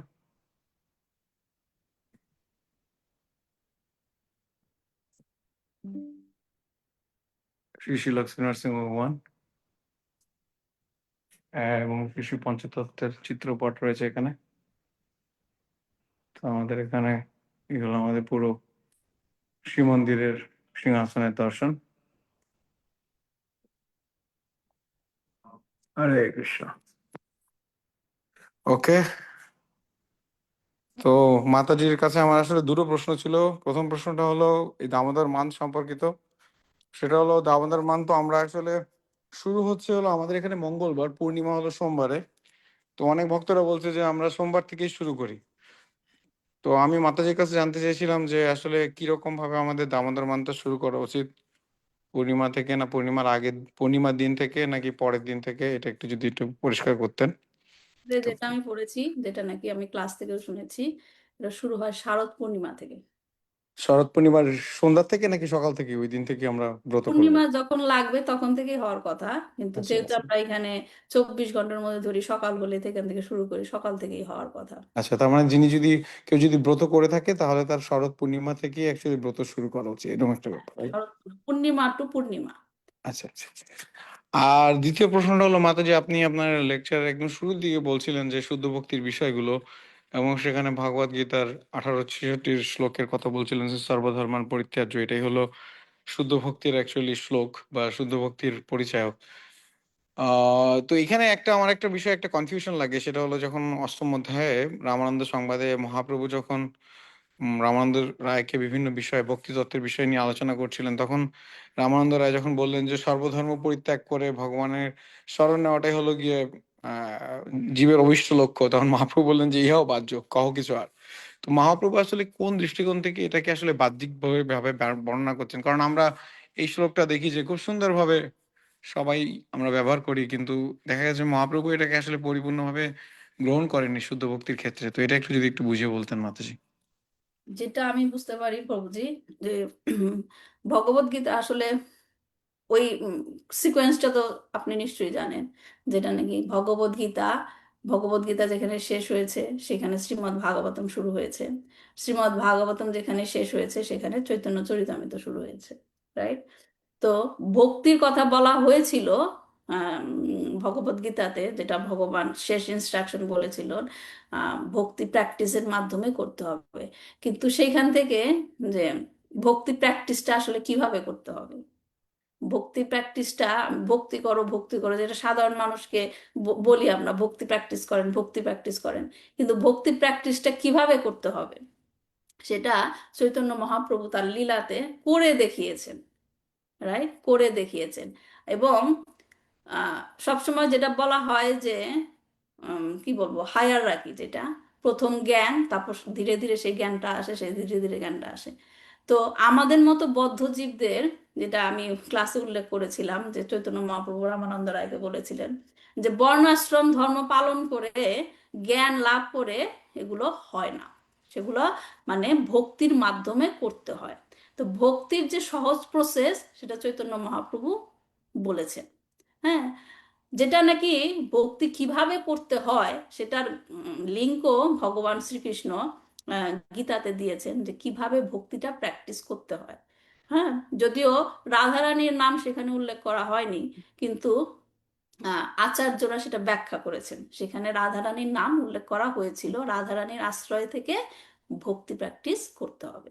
তো এখন যেটা চৈতন্য মহাপ্রভু বলেছিলেন, আরো কহ আরো কহ, কারণ শুধুমাত্র ভক্তি জানলেই তো হবে না, ভক্তিটা প্র্যাকটিস করতে হবে কি করে, যেটা নাকি আচার্যরা বলে দিয়েছেন। আচার্যরা বলে দিয়েছেন, যেমন একটা আমি রিসেন্টলি অমরেন্দ্র প্রভুর ক্লাসে শুনছিলাম যে আচার্যদের কাছ থেকে যেটা জানা যায়, রিসেন্ট আচার্য, হ্যাঁ, সেটা হচ্ছে কি থিকেন্ড একটা জিনিস। চিনির শিরা আপনি যখন বানানো যখন শুরু করবেন, চিনি আর জল দিবেন, সেখানে কিন্তু লিকুইড থাকে, রাইট, লিকুইড, সেটাকে যত জাল দিবেন, যত জাল দিবেন, সেটা লাস্টে গিয়ে কি হবে, একদম কনসেন্ট্রেটেড হবে। তো আচার্যরা যেগুলো আমাদেরকে ব্যাখ্যা করেছেন সেটা হচ্ছে কনসেন্ট্রেটেড ওয়ে, সব কিছু থেকে একসাথে করে একটা কনসেন্ট্রেটেড জিনিস। হ্যাঁ, সেইখানে এজন্য আচার্যদের ফলো করে ভক্তি প্র্যাকটিস করতে হবে। হ্যাঁ, তো চৈতন্য মহাপ্রভু যখন বলেছেন আরো কহ আরো কহ, সেটা হচ্ছে শেষ স্টেজটা, শেষ স্টেজটা যেখানে আমাদের আমাদের উপকারে আসবে। সর্বধর্মানুপরিত্যাজ্য মামেকাং শরণাম, এটা হচ্ছে কমন ভার্স, সবাইকে আমরা বলি, কিন্তু আসলে সেটা করব কি করে, ভক্তিটা প্র্যাকটিস করব কি করে, রাইট, সেই জিনিসটাই জানার জন্য আমাদেরকে আচার্যদের সাহায্য নিতে হবে, ভক্তি প্র্যাকটিসটা আমরা করব কি করে। সেই জানাই শেষ নয়, সেই জানাটাকে ফ্রুটফুল করার জন্য, প্র্যাকটিক্যাল অ্যাপ্লিকেশন করার জন্য আমাদেরকে এই ভক্তি প্র্যাকটিসটা এগুলো জানতে হবে। আমাদের মতো বদ্ধজীবেরা, যেমন আমার ক্ষেত্রে অনেক সময় শাস্ত্র মুখস্থ রাখতে পারি না, শাস্ত্রে এটা বলা হয়েছে, এটা বলা হয়েছে, রাইট, কিন্তু যখন নাকি প্র্যাকটিক্যালি দেখানো হয়, প্র্যাকটিক্যালি দেখানো হয়, আমি যখন ল্যাবে রিসার্চ করি, অনেক কিছু বই পুস্তকে লেখা থাকে, রাইট, কিন্তু সেটা যখন আমরা প্র্যাকটিক্যালি এক্সপেরিমেন্ট করি, তখনই কিন্তু আসলে সেটা জানা যায় আসলে কি ঘটছে। তো সেটাই ভক্তি প্র্যাকটিস। আমাদের মতো জীবেরা, আমাদের তো বই পড়ার সময় নেই, জ্ঞান এত নেওয়ার সময় নেই, সহজ পদ্ধতি, এইভাবে করো, ভক্তি প্র্যাকটিস করো। তো আমার মনে হয় ব্যাখ্যাটা এইটাই, যে মানে জিস্ট জিস্ট জানো অত কিছুর থেকে, যেটা নাকি আচার্যরা দিয়েছে, এই প্রসেস চৈতন্য মহাপ্রভু এই প্রসেস দিয়েছে, হরিনাম প্র্যাকটিস করো, চ্যান্টিং করো, ধীরে ধীরে রিয়েলাইজেশন হবে। Not from higher to top, you can go from top, bottom to top. Okay, thank you Mataji, thank you অ্যান্সারের জন্য। হরে কৃষ্ণ। হরে কৃষ্ণ। হরে কৃষ্ণ মাতাজি, থ্যাংক ইউ। কমল মুখ পর্ব। বলছি কল্লদীপ প্রভু, আমাদের এখানে এই ডিবেটটা ছিল, মানে ক্যালেন্ডারে, মন্দিরের ক্যালেন্ডারে দেখাচ্ছে মঙ্গলবার থেকে, কিন্তু বৈষ্ণব ক্যালেন্ডারে দেখাচ্ছে পূর্ণিমা সোমবারে। তো আমাদের মন্দিরে একটা শাস্ত্রিক কমিটি আছে, মানে হুম হুম। এরকম কনফ্লিক্ট হলে রাধাকৃষ্ণ প্রভু, উনি ব্রহ্মচারী, এখন আমাদের এখানে দীক্ষিত গুরু, উনি মানে উনি দীক্ষা দেন, ইসকন দীক্ষা গুরু আর কি, উনি একটা সিদ্ধান্ত দেন। তো এটা এইভাবেই সিদ্ধান্ত হয়েছে যে সোমবার থেকে, অর্থাৎ কালকের থেকেই দামোদর মাসটা করা হবে। মানে এখানে আমার প্রবলেমটা কি, এইসব কনফ্লিক্টিং সিচুয়েশনে সামার আদার টেম্পল অথরিটি আমার কাছে এসে জানতে চাই যে আমরা কোনটা করব। তো আমি এই জন্য মানে খুবই একটা ডিফিকাল্ট সিচুয়েশনে থাকি, কারণ আমি একরকম শুনি, একরকম জানি, আর একরকম দেখা যায় যে অন্যরকম ভাবে ফলো করছে। তো আমার আন্ডারস্ট্যান্ডিং ছিল এরকম যে যেহেতু পূর্ণিমা এবং ওই দিন অ্যাকচুয়ালি কার্তিক মাস শুরু হয় না, ওই দিন আমরা প্রতিজ্ঞা করি, অধিবাস করি, এবং যারা ল্যাম্প অফার করতে চায় ওই দিন থেকেই ল্যাম্প অফারিং করতে পারে, এবং তারপরের দিন থেকে আমরা অ্যাকচুয়ালি কার্তিক ব্রত শুরু করি। কিন্তু এখন মনে হচ্ছে যে আমি আসলে ওনাদেরকে ভুল ব্যাখ্যা দিয়েছি।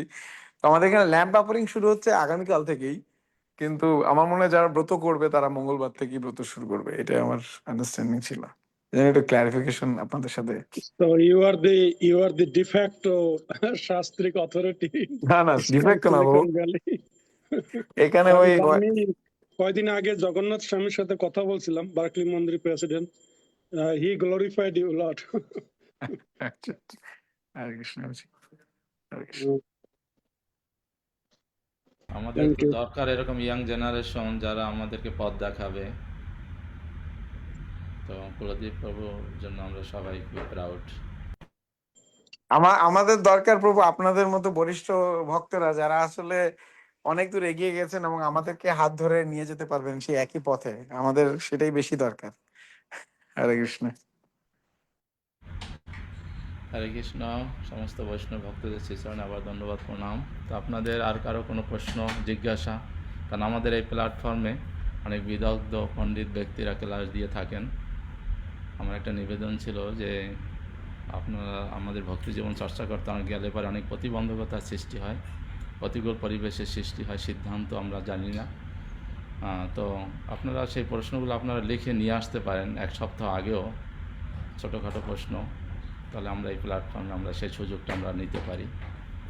তো এটা আপনারা মনে রাখবেন, এটা আমার নিবেদন। তাহলে দেখছি আর কোনো হাত জাগাচ্ছি আমাদের ভক্তদের ভিতরে।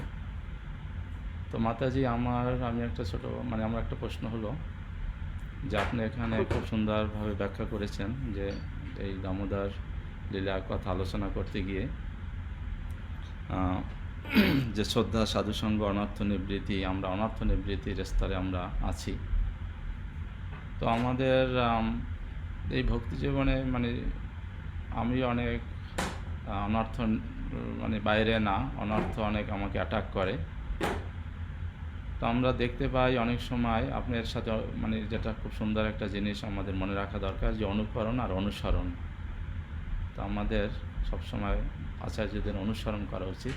কিন্তু আমরা দেখি যে অনেক সময় আমাদের এই ভক্তি জীবনে আমাদের এই যে গ্রুপের ভিতরে বা ভক্ত সঙ্গের ভিতরে অনেকে অনুকরণের মতো করে, যেমন তিলকের কথা, তারপরে বিভিন্ন রকমের গান, তারপরে যেমন প্রভুপাদ সবসময় বলছেন যে হরে কৃষ্ণ, রাধা কৃষ্ণ, এই বলছে যে বৃন্দাবনে যেত, বলছে যে বলে রাধে রাধে, তখন প্রভুপাদ বলছে বলো হরে কৃষ্ণ। তো আমাদের এই ভক্তদের এরকম অনুকরণের অনেক কিছু দেখতে পাই, যে তারা অনুকরণ করছে। তো এগুলো আমরা কিভাবে ডিল করতে পারি, বা আপনার কি সাজেশন, বা আপনি কিভাবে যখন এগুলো দেখেন আমাদের মন্দিরে বা বিভিন্ন আমাদের গ্রুপের ভিতরে, তখন আপনি এটা কীভাবে, মনে করেন অনেক সময় উপদেশও দেওয়া যায় না, উপদেশ দিলে তারা সেটা অনেক সময় গ্রহণ করে না, বা আমি নিজেকে অযোগ্য মনে করি উপদেশ দেওয়ার। তাই অনুকরণ আর অনুসরণের ব্যাপারটা যদি যারা বর্তমানে আমরা ঠিক মতো করছি না, এই ব্যাপারে আপনার কি উপদেশ? ধন্যবাদ প্রভুজি। এটা আসলে দুইটা সিচুয়েশন, রাইট? মন্দিরে হয় এক সময়, মন্দিরে হয় অনেক সময়, যেটা নাকি ভক্তরা এসে এরকম করে, অথবা আপনার পার্সোনাল এক্সপিরিয়েন্স, আপনার সামনে কে কি করে, বা আপনার অডিয়েন্স, আপনি যেখানে ক্লাস দেন, অথবা যে আপনার কথা শুনে। হ্যাঁ, তো সিচুয়েশনটা দুই রকমের। যখন টেম্পলে থাকবে, সেটা আমি মনে করি যেটা হচ্ছে টেম্পল অথরিটি, সেটা টেক কেয়ার করতে হবে, টেম্পল অথরিটি। হ্যাঁ, এখন আমাদের আপনি যে জিনিসটা বললেন সেটা আসলে কমন, আমাদের ইসকনে এটা হয় যে রাধে রাধে, আমরা যখন কীর্তন করি রাধে রাধে বলে। তারপর একটা জিনিস আমরা বেশি দেখি, জন্মাষ্টমীতে যখন আমরা ফুল কীর্তন চলে হোল ডে, সেখানে তারা কি করে, হাতি ঘোড়া পালকি, জয় কানাইয়া লাল লাল কি, এরকম টাইপের তারা এসে শুরু করে কীর্তনের মাঝখানে, which should not be allowed, right? যেটা নাকি আমাদের কীর্তন করা হয়, মহামন্ত্র কীর্তন করা হয়, সেখানে কোনো ইন্টারাপশন ঠিক নয়। তো এটা এখানেও হয়, আমরা চেষ্টা করছি এখানে, যেমন ধরেন আমি পার্সোনালি বা অন্য প্রভুরা, অন্য মাতাজিরা যারা নাকি সেইখানে একটু মানে ক্লাস ক্লাস দেয়, তখন আহ, তাদেরকে বোঝানোর চেষ্টা করি আসলে জ্ঞানটা হচ্ছে দরকার, জ্ঞানটা হচ্ছে দরকার। ইসকন, আমরা ইসকনে যারা আছি তারা আমরা হচ্ছে বৈষ্ণবিজম ফলো করি, রাইট, বৈষ্ণবিজম ফলো করি, কিন্তু বাইরের লোকেরাও আসে। অনেকেরা আপনি দেখবেন যারা আসে, বাইরের লোকেরা আসে, তারা চৈতন্য মহাপ্রভুকেই চেনে না। হ্যাঁ, এখন চৈতন্য মহাপ্রভুকেই যদি না চেনে, চৈতন্য মহাপ্রভুর কি মিশন সেটা কিভাবে জানবে? সম্ভব না, রাইট? চৈতন্য মহাপ্রভুর মিশন কেউ জানবে না, আর চৈতন্য মহাপ্রভু আমাদেরকে কি পথ দেখিয়েছেন সেটাও তারা বুঝবেও না, বিশ্বাসও করবে না, গ্রহণও করবে না, রাইট? তো এই জন্য আমি যেটা টেকনিকটা মাঝে মাঝে করি, আমাকে যখন সানডে ফিস্ট ক্লাস দেওয়া হয়, আমি এই পয়েন্টগুলা ক্লাসের মধ্যে ঢুকিয়ে দিই। যখন অডিয়েন্স থাকে তাদেরকে বোঝানো হয়, যেমন একবার এরকম আমার ক্লাসের টপিক ছিল যে কি হরিতোষ নাম, হরিতোষ নাম, যে আমাদের যে ভক্তি প্র্যাকটিস আমরা যাই করছি, আমাদের কারণটা কি, পিছনের কারণটা কি? ভগবানের সন্তুষ্টি বিধান, রাইট? এখন ভগবানের সন্তুষ্টি বিধান যখন আমরা কীর্তন করি, খুব খুব নাচানাচি করি, সেই জিনিসটা আমাদের বুঝতে হবে। এই যে আমরা নাচ করে, নৃত্য করে কীর্তন করছি, এটা কি করছি কৃষ্ণের সন্তুষ্টি বিধানের জন্য, নাকি আমার ভালো লাগছে সেটা, সেই সন্তুষ্টি বিধানের জন্য, রাইট? কীর্তন শেষে আমরা বাইরে গিয়ে বললাম যে আজকে খুব মজা করে কীর্তন করেছি, খুব ভালো লেগেছে। চিন্তা কি করেছি যে আমার এই নৃত্য, আমার এই কীর্তন কৃষ্ণকে খুশি করেছে কিনা, রাইট? তো এই আন্ডারস্ট্যান্ডিংটা অনেকের নেই, রাইট? আমাদের যা কিছু করা উচিত, বিশেষ করে ইয়াং জেনারেশন যেগুলো আছে, তারা হচ্ছে, সমস্যা হচ্ছে তারা ক্লাসও শোনে না, বইও পড়ে না, রাইট? তারা বইও পড়ে না। তো তারা, তাদেরকে আমাদেরই দায়িত্ব আসলে তাদেরকে শেখানো, রাইট, ক্লাসের মাধ্যমে এবং তাদের ওয়েতে তাদেরকে শেখানো, রাইট? অনেকে যখন এই ছোট ছোট মানে যারা নাকি ইয়াং জেনারেশন, তারা কীর্তন খুব পছন্দ করে, রাইট? কীর্তন করার মাধ্যমে যেটা উম, একবার দেখেছিলাম যে এক মহারাজ বলছিল যে ইটস গুড, তারা দে আর গ্যাটিফাইং দেয়ার সেন্সেস থ্রু কীর্তন, মানে কীর্তনের মাধ্যমে সেন্স গ্র্যাটিফিকেশন করছে। কিন্তু সেই কীর্তন করতে গেলেও যে কীর্তনের যে একটা বেসিক জিনিস আছে, তাদেরকে সেটা জানতে হবে, রাইট? তো আপনার যে প্রশ্নটা ছিল কিভাবে এটা হ্যান্ডেল করা, পার্সোনালি যখন আপনি থাকবেন, আমি যেটা করি, পার্সোনালি যখন কাউকে বোঝানোর চেষ্টা করি, সে বুঝবে। এবং টেম্পলে যখন হবে, সেটা টেম্পল অথরিটি সেটা টেক কেয়ার করতে হবে। হ্যাঁ, টেম্পল অথরিটি সেটা টেক কেয়ার করতে হবে। যেমন আমরা এখন যেটা করি ইসকনে, যখনই কীর্তন শেষ হয়, যে কীর্তন মেলা যখন হয় না, একজন ডিভোটি কীর্তন করে, তারপরে আরেক ডিভোটি যখন কীর্তনের জন্য রেডি হয়, যেই সময়টা, সেই সময়েই শুরু করে দেয় রাধে রাধে রাধে রাধে রাধে রাধে বলা। আমি বলছি না যে এটা মানে ভুল, এটা হচ্ছে কি আমরা সেই লেভেলে পৌঁছাইনি, এটা হচ্ছে বৃন্দাবনবাসীদের জন্য। আমাদেরকে সেই লেভেলে পৌঁছাতে হবে হরে কৃষ্ণ মহামন্ত্র জপের মাধ্যমে। তো এটা যখন নাকি এরকম রাধে রাধে শুরু করে দেয়, এখন আমাদের কীর্তনে এই স্ট্যান্ডার্ডটা করা হয়েছে, যখন কীর্তনটা শেষ করা হয়, যে ভক্ত, আরেকটা ভক্ত যখন রেডি হতে থাকে, সেই সময়টায় অন্য যারা নাকি অডিয়েন্সে থাকে, যারা নাকি কীর্তন গ্রুপের মধ্যে থাকে, তারা চ্যান্ট করে হরে কৃষ্ণ কৃষ্ণ কৃষ্ণ হরে হরে, হরে রাম রাম রাম হরে হরে। হ্যাঁ, তা এখন যাদেরকে বুঝানো, তখন তারা ওই সুযোগটা পায় না সেই রাধে রাধে করার বা অন্য কোনো ধ্বনি দেওয়া, রাইট?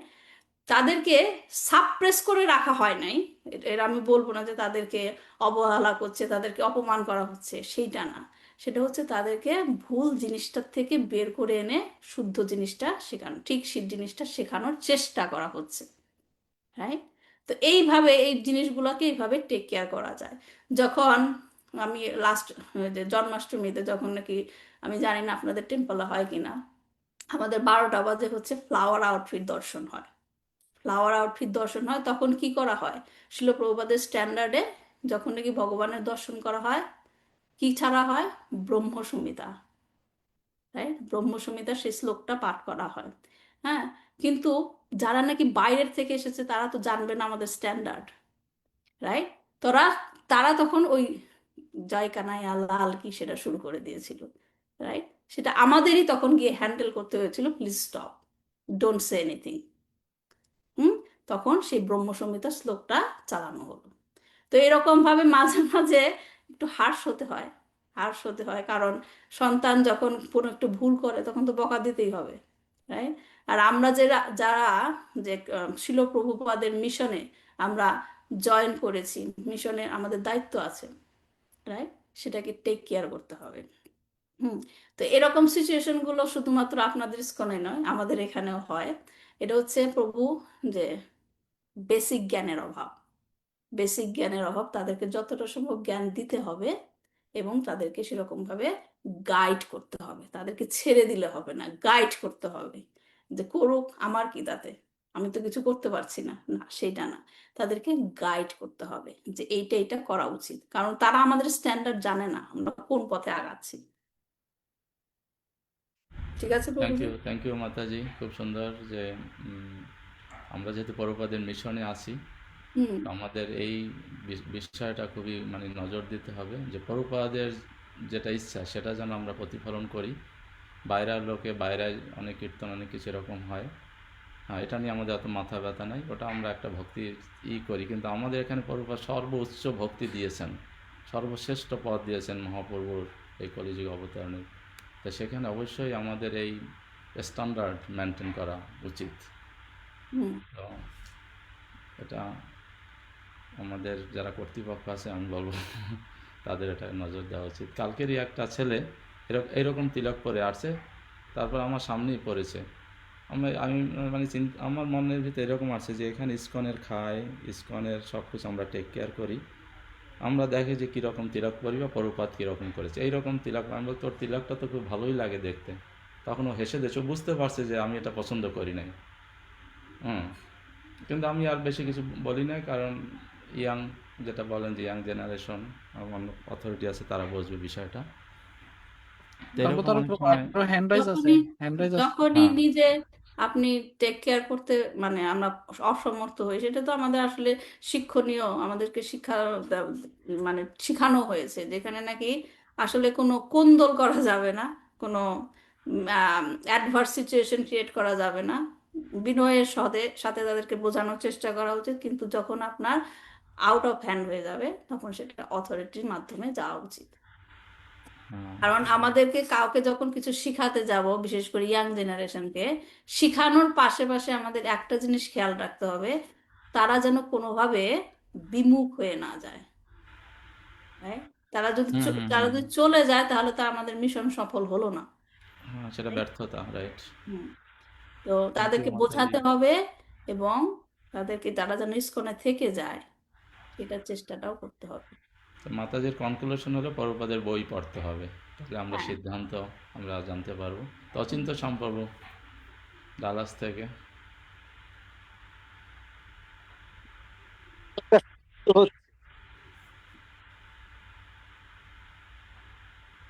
নেটওয়ার্কে আমার একটু সমস্যা, শোনা যাচ্ছে না পড়বো, আবার বলুন তো।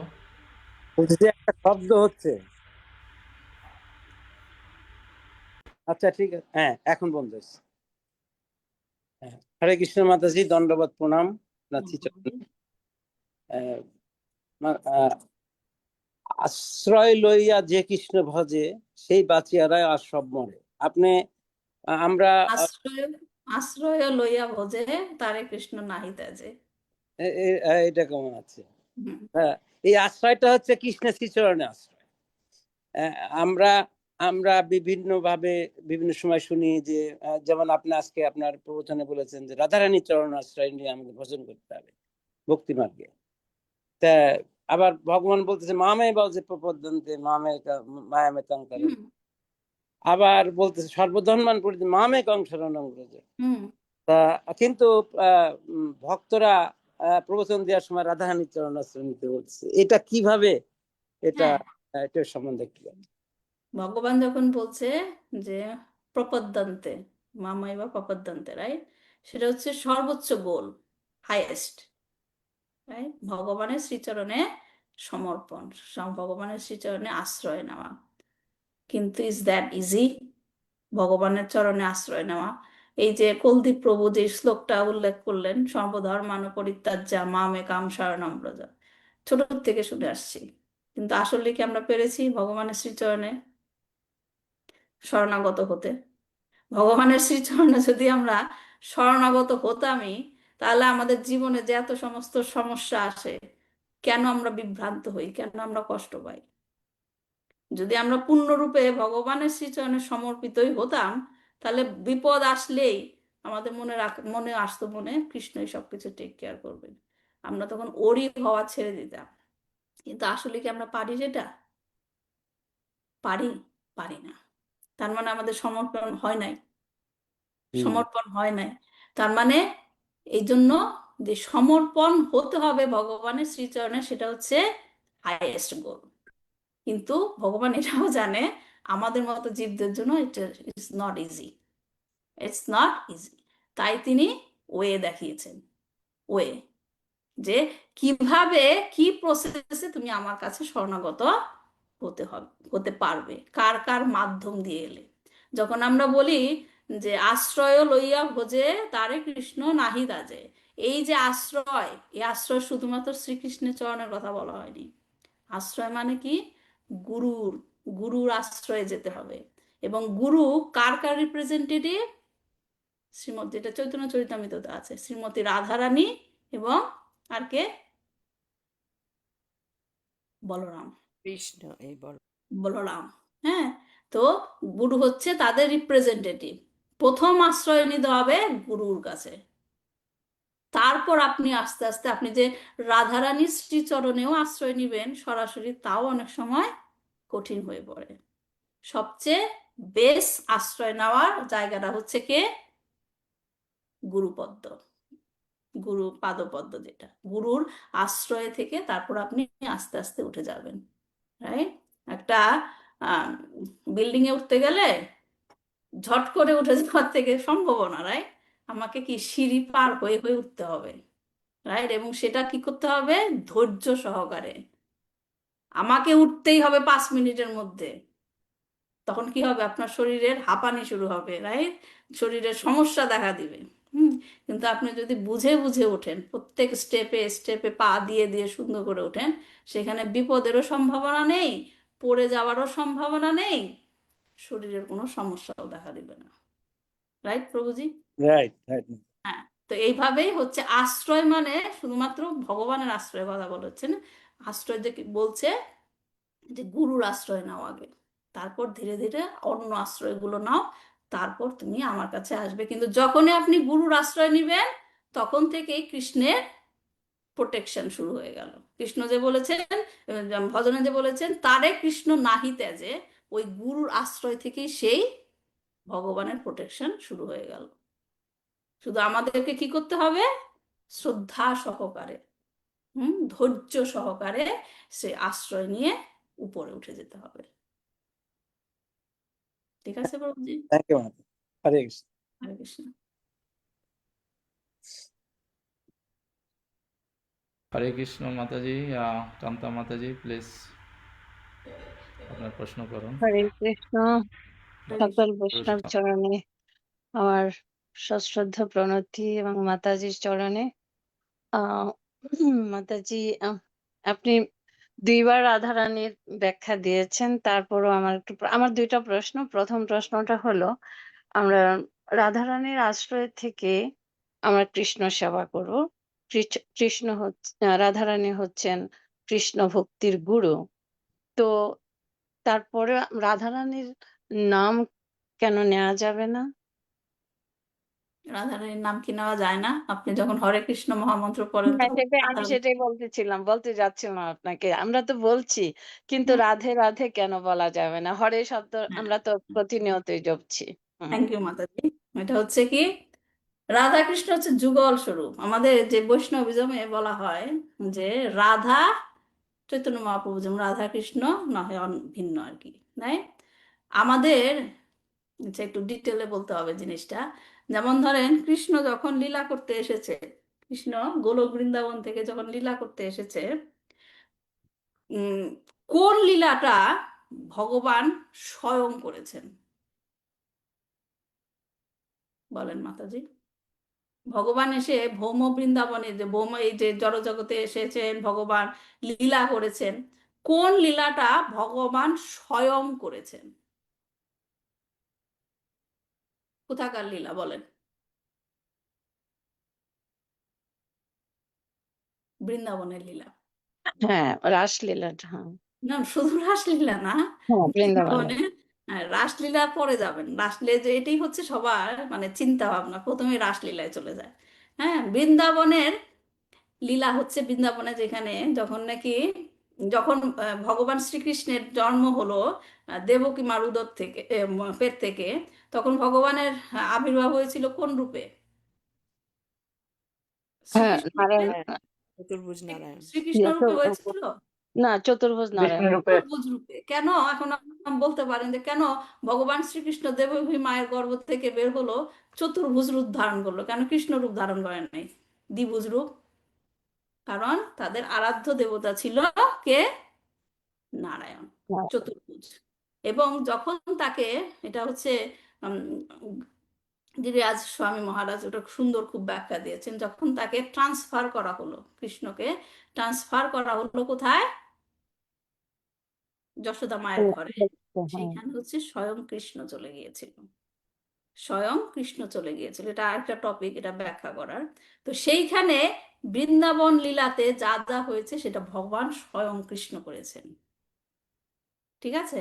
এবং সেইখানে যে কিশোর কিশোরী রূপ রাধা এবং কৃষ্ণ, সেটা হচ্ছে কি গোলক বৃন্দাবনের স্বয়ং রূপ।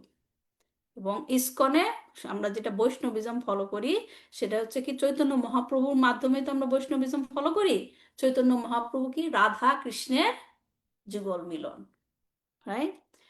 রাধা রানীকে বাদ দিয়ে কৃষ্ণকেও ভজনা করা যায় না, কৃষ্ণকে বাদ দিয়ে রাধা রানীকেও ভজন করা যায় না। এবং যে নাকি এরকম সেপারেট করে দিতে চায় সেই হচ্ছে কি করে, অফেন্সের বাংলা কি, মহা অপরাধ। মহা অপরাধ, যে নাকি কৃষ্ণকে আলাদা করে দিতে চায়, রাধারানীকে আলাদা করে দিতে চায়, সেইখানেই মহা অপরাধ ঘটে। হ্যাঁ, জন্য আমরা যে মহামন্ত্র কীর্তন করি সেখানে কিন্তু শুধুমাত্র কৃষ্ণকে ডাকছি না, আগে কি বলছি? কৃষ্ণর আগে কি বলছি? রাধা, মানে হরে। রাধা কৃষ্ণ বলছি, হরে কৃষ্ণ বলছি, হরে কৃষ্ণ হরে কৃষ্ণ কৃষ্ণ কৃষ্ণ হরে হরে, হরে রাম। এই রাম কি? কৃষ্ণের আরেকটা হ্যাঁ নাম আর কি। সেখানের আগেও আমরা রাধা রানীর মাধ্যম দিয়েই যাচ্ছি। হ্যাঁ, তো এটাই হচ্ছে যে রাধে রাধে বলার মতো আমাদের যে বৃন্দাবনের, সেখানে বৃন্দাবনেশ্বরী হচ্ছে রাধা রানী। বৃন্দাবনের মতো বৃন্দাবনবাসীদের মতো আমাদের লেভেল সেখানে যায়নি। এখন আমরা যদি এখন ক্লাস 5-এ পড়ি, ক্লাস 5-এ পড়ে যদি আমরা বলি যে না আমি ইন্টারমিডিয়েট পরীক্ষায় বসবো, কি হবে উপায়? পারবেন কিছু? না। হ্যাঁ, আমি 5-এর বই পড়েছি, আমার 5-এর ক্লাসে বসে পরীক্ষা দিতে হবে, জাম করে কি যাওয়া যাবে? যাওয়া যাবে না। তাহলে আমি যেই লেভেলে আছি, আমার যে লেভেল সেটা আমাকে বুঝতে হবে, জানতে হবে, এবং সেই লেভেল থেকে আমাকে উপরে যাওয়ার চেষ্টা করতে হবে। জোর করে আমি বলতে পারবো না বৃন্দাবনে ওটা হচ্ছে আমি তাই করছি, রাইট? আমরা তো অজ্ঞ, রাইট? শিল প্রভুপাদ পর্যন্ত করেনি, যিনি আমাদেরকে শিক্ষা দিয়েছেন। আর আমরা তো কোন জায়গায় আছি, রাইট? তো এরকম যারা নাকি ফলো করতে চায় এরকম, তারা অজ্ঞতায় আছে, জ্ঞানের মধ্যে নেই। আরেকটা জিনিস আমি আপনাকে বুঝাতে পারি, যেটা আমার গুরু মহারাজ যেটা ব্যাখ্যা দিয়েছেন, যে রাধে রাধের না, যেটা নাকি যে রাধা কৃষ্ণকে আলাদা করে দেওয়া বা রাম সীতাকে আলাদা করে দেওয়া যে বড় অফেন্স। হ্যাঁ, কে করেছিল সেটা? সীতাকে কে আলাদা করতে চেয়েছিল? সীতাকে আলাদা করে কে পার্সোনালি এনজয় করতে চেয়েছিল? রাবণ। রাবণ, রাইট? তার অবস্থা কি হয়েছিল?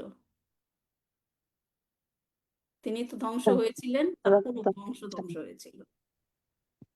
হ্যাঁ, তো হুম সেরকম চেষ্টা করা উচিত নয়, মহা অপরাধ। চৈতন্য চরিতামৃততে আছে যে নাকি রাধা কৃষ্ণকে আলাদা করে দিতে চায়, সেটা হচ্ছে মহা অপরাধ। আর যেটা রাধারানীকে আমরা উপাসনা করি, তার আশ্রয়ের মাধ্যম দিয়ে আমরা কৃষ্ণের কাছে যেতে পারি। কৃষ্ণর কাছে সরাসরি কিছু পৌঁছে দেওয়ার মতো যোগ্য আমরা হইনি এখনো মাতাজি। যা কিছু তাকে অর্পণ করা হয়, যা কিছু তাকে অফার করা হয় থ্রু রাধারানী, থ্রু তাহলে রাধারানী অলওয়েজ। সিস্টেমটা হলো গুরুদেবের গুরুদেব আশ্রয় থেকে কি বলরামের আশ্রয়, গুরুদেবের তারপর আশ্রয় থেকে থ্রু পরম্পরা, পরম্পরা যেতে হবে, হ্যাঁ তারপর কৃষ্ণের কাছে যাওয়া যাবে। মানে ওইভাবে রাধারানীর আশ্রিত হয়ে তারপর কৃষ্ণের কাছে। হ্যাঁ, রাধারানীকে বাদ দিয়ে কৃষ্ণের কাছে যাওয়া যাবে না, আবার কৃষ্ণকে বাদ দিয়ে রাধারানীকেও। যাওয়া যাবে। আচ্ছা মাতাজি, আমার দ্বিতীয় প্রশ্নটা ছিল, তো স্বয়ং আপনি এখনো বলেছেন যে ভগবান শ্রীকৃষ্ণ স্বয়ং ছিলেন সেই বৃন্দাবনে, মানে এবং মানে রাসলীলা পর্যন্ত, মানে যেখানে যতক্ষণ উনি ছিলেন বৃন্দাবনে উনি স্বয়ং ছিলেন। আর যদি তাই হয়, তবে মথুরাবাসের এত গুরুত্ব কেন মাতাজি? এবং দামোদর মাসে বৃন্দাবনের মানে বসবাসের না করে মথুরায় ইয়ে হয়ে বাস করে এই ব্রতটা উদযাপন করার কথা বলা হয়েছে। কালকেও আমি একটা লেকচারে শুনেছি, তো এটা একটু যদি বলতেন। মথুরাতে বাস করে করতে বলা হয়েছে কিনা আমি জানি না, যেটা নাকি আপনি মথুরা দুইটা, আপনার এখানে দুই ধরনের জিনিসের জানার দরকার আছে। যেটা নাকি কৃষ্ণ কি বৃন্দাবন ছেড়ে পরে যেটা মথুরাবাসী হয়েছিল, যেটা নাকি লীলাগুলো, প্রথম পয়েন্টটা হচ্ছে কৃষ্ণ কখনো বৃন্দাবন ছেড়ে যায়নি, কৃষ্ণ বৃন্দাবনেই আছে, ছিল, এখানেই থাকবে। যেটা নাকি অক্রূরের সাথে বাইরে চলে গেল কংসের আহ্বান, কংসের নিমন্ত্রণে কৃষ্ণ যখন বাইরে চলে গেল, সেটা হচ্ছে মহাবিষ্ণু। মহাবিষ্ণু তার পরবর্তী লীলাগুলো সে কৃষ্ণ মহাবিষ্ণুর মাধ্যমে করেছিল, অবতারের মানে বিষ্ণুর অবতারের মাধ্যমে করেছিল। মহাবিষ্ণু না ঠিক, তার অবতারের মাধ্যমে, বিষ্ণুর অবতারের মাধ্যমে সেই লীলাগুলো করেছিল। এখন যেটা আপনি বলছেন যে বৃন্দাবনে কি ছিল প্রশ্নটা, দামোদর, দামোদর মাসে কি মথুরাতে থেকে। দামোদর ব্রতটা আসলে গৃহে থেকে শুদ্ধ হয় না, সেটা ধামে থেকে করতে হয়। আম, কিন্তু সেটা হবে মথুরায়, বৃন্দাবনও না, সেটা মথুরা। তার মানে মথুরা বৃন্দাবনের চেয়েও আরো উচ্চ মানে পর্যায়ের, সেটার আমি কথাটা সেটা আমি জানি না, তবে আমি আপনাকে যেটা আমি নাকি অনেকবার শুনেছি মাতাজি। রেফারেন্স আপনাকে হ্যাঁ, দিতে পারি, যেটা যেটা আমি ক্লাসের মধ্যে বারবার বললাম যে আম, গোলদীপ প্রভু বলছিল যেটা নাকি গোস্বামীরা, যে গোস্বামীরা যা আমাদেরকে যা শিক্ষা দিয়েছেন সেটা কি কনসেন্ট্রেটেড। আমরা যদি শুধুমাত্র গোস্বামীদের ইনস্ট্রাকশন ফলো করি তাহলে আমাদের জন্য না, রাইট? এখন নেকটার অফ ইনস্ট্রাকশনে গোস্বামী যেটা নাকি দিয়েছিল, হ্যাঁ, ইনস্ট্রাকশন ওয়ে, এটা কেশব মহারাজ, ভগবান স্বয়ং কেশব মহারাজ খুব সুন্দরভাবে ব্যাখ্যা করেছেন যে নেক্টার অফ ইনস্ট্রাকশনের যে 11টা শ্লোক আছে, সেখানে আপনি দেখবেন সেখানে আপনাকে ডিরেকশন দিয়েছে যেতে হবে কোথায়, রাইট? উপদেশামৃত মানে কি, সেখানে উপদেশ দেওয়া, উপদেশা। ভক্তদের উপদেশ দেওয়া। সেই উপদেশামৃত আপনি প্রথম শ্লোক থেকে শেষ পর্যন্ত যদি আপনি যান, দেখবেন প্রথম হচ্ছে সেন্স কন্ট্রোল, সেইখান থেকে যে ইন্দ্রিয় ইন্দ্রিয় দমন যেটা বা ইন্দ্রিয় কন্ট্রোল, সেইখান থেকে শুরু করে আপনাকে কোথায় নিয়ে যেতে বলছে, যে আপনার গোল কোথায়, গোল কোথায়। কেউ এখানে একটা অফ ইনস্ট্রাকশন পড়েছেন কিনা জানি না, 11 নম্বর শ্লোকে 9, 10, 11তে গিয়ে গোল কি কি বলা হয়েছিল, কোথায় কোথায় যেতে হবে, কেউ পড়েছেন nectar of instruction? Radhakund. Radhakund হচ্ছে আমাদের আসল জায়গা, যেতে বলেছে গোল। সেইখানে বলা হয়েছে যে এই সমস্ত ওয়ার্ল্ডে সবচেয়ে পবিত্র এবং সবচেয়ে তাৎপর্যপূর্ণ মহিমান্বিত জায়গা হচ্ছে কে, কোথায়? মথুরা। হায়ারার্কিটা বুঝেন কিভাবে ক্রমান্বয়ে উঠছে। প্রথমটা হচ্ছে কি মথুরা। কেন মথুরা? কারণ সেখানে ভগবান শ্রীকৃষ্ণ আবির্ভূত হয়েছিলেন। মথুরা থেকেও বিশেষ তাৎপর্যপূর্ণ স্থান কোনটা? বৃন্দাবন। বৃন্দাবন। বৃন্দাবন, কারণ সেখানে ভগবান সেখানে গিয়ে ভগবান সেখানে লীলা করেছিল। বৃন্দাবনের মধ্যেও সবচেয়ে তাৎপর্যপূর্ণ এলাকা কোনটা, জায়গা কোনটা? গিরি গোবর্ধন। গিরি গোবর্ধন, কারণ সেখানে ভগবান রাধারানীর সাথে লীলা করেছেন। এবং সে গোবর্ধনের মধ্যেও কোন জায়গাটা সবচেয়ে বেশি গুরুত্বপূর্ণ? রাধাকুণ্ড। রাধাকুণ্ড, সেটা হচ্ছে রাধারানীর কুণ্ড, যেটা হচ্ছে ভগবান শ্রীকৃষ্ণের খুব প্রিয় একটা জায়গা। এটা আসলে আর একটা ক্লাসের টপিক, রাধাকুণ্ডের উপরে যেটা ক্লাস। তো আমার যে কথাটা বলা হয়েছে যে ধামে গিয়ে তো করতেই হবে দামোদর ব্রত, রাইট? ধামে গিয়ে করতে হবে। সবচেয়ে বেস্ট জায়গা হচ্ছে রাধাকুণ্ড। রাধাকুণ্ড বহুলাষ্টমীতে বলা হয় রাধাকুণ্ডে স্নান করতে হয়। আর যেটা মাতাজি বললেন যে গৃহে গৃহে দামোদর ব্রত হয় না, কথাটা আমি মানে ফুললি অ্যাগ্রি করি না। কারণ শ্রীল প্রভুপাদ বলেছেন আপনি যদি কৃষ্ণ ভাবনামৃত থাকেন তাহলে এই জড় জগৎ গোলক বৃন্দাবনে পরিণত হয়, রাইট? যখন কৃষ্ণ ভাবনামৃত প্র্যাকটিস করা হয় তখন কি সেখানে কৃষ্ণ থাকে বা থাকে না, বলেন? থাকে মাতাজি, অবশ্যই থাকে। তাহলে না তো কৃষ্ণ ভাবনামৃত হবে কি করে? হ্যাঁ, কৃষ্ণ যেখানে থাকে সেই জায়গার নাম কি? গোলক বৃন্দাবন। তাহলে কি আপনার গৃহ গোলক বৃন্দাবন হয় না? হয়। হয়। তাহলে কি গৃহে বসে দামোদর ব্রত পালন করা যায়? হ্যাঁ মাতাজি, তো আসলে মানে সেভাবে আন্ডারস্ট্যান্ডিংটা আসতে হবে মাতাজি। ওই যে বললাম না যে ভক্তি অনুশীলনে অ্যাক্টিভিটি আর ইন্টেনশন। ইন্টেনশনটা কি? বললাম না, স্থানে স্থিতা যে যেরকম ভাবেই থাকেন, শুধু কৃষ্ণ কথা শ্রবণ করেন, রাইট? কি করছেন, কতটুক পাবেন সেই আশা করে কেউ কিন্তু ভক্তি করে না। ভক্তরা কিন্তু সেই আশা করে ভক্তি করে না, রাইট? আমি এইটুক ভক্তি করলাম, এইটুক আমি পেলাম, সেইভাবে কি ভক্তরা ভক্তি করে? ক্যালকুলেশন করে লাভ প্রফিট সেরকম কেউ করে না। সেটা তখন ভক্তি হয় না।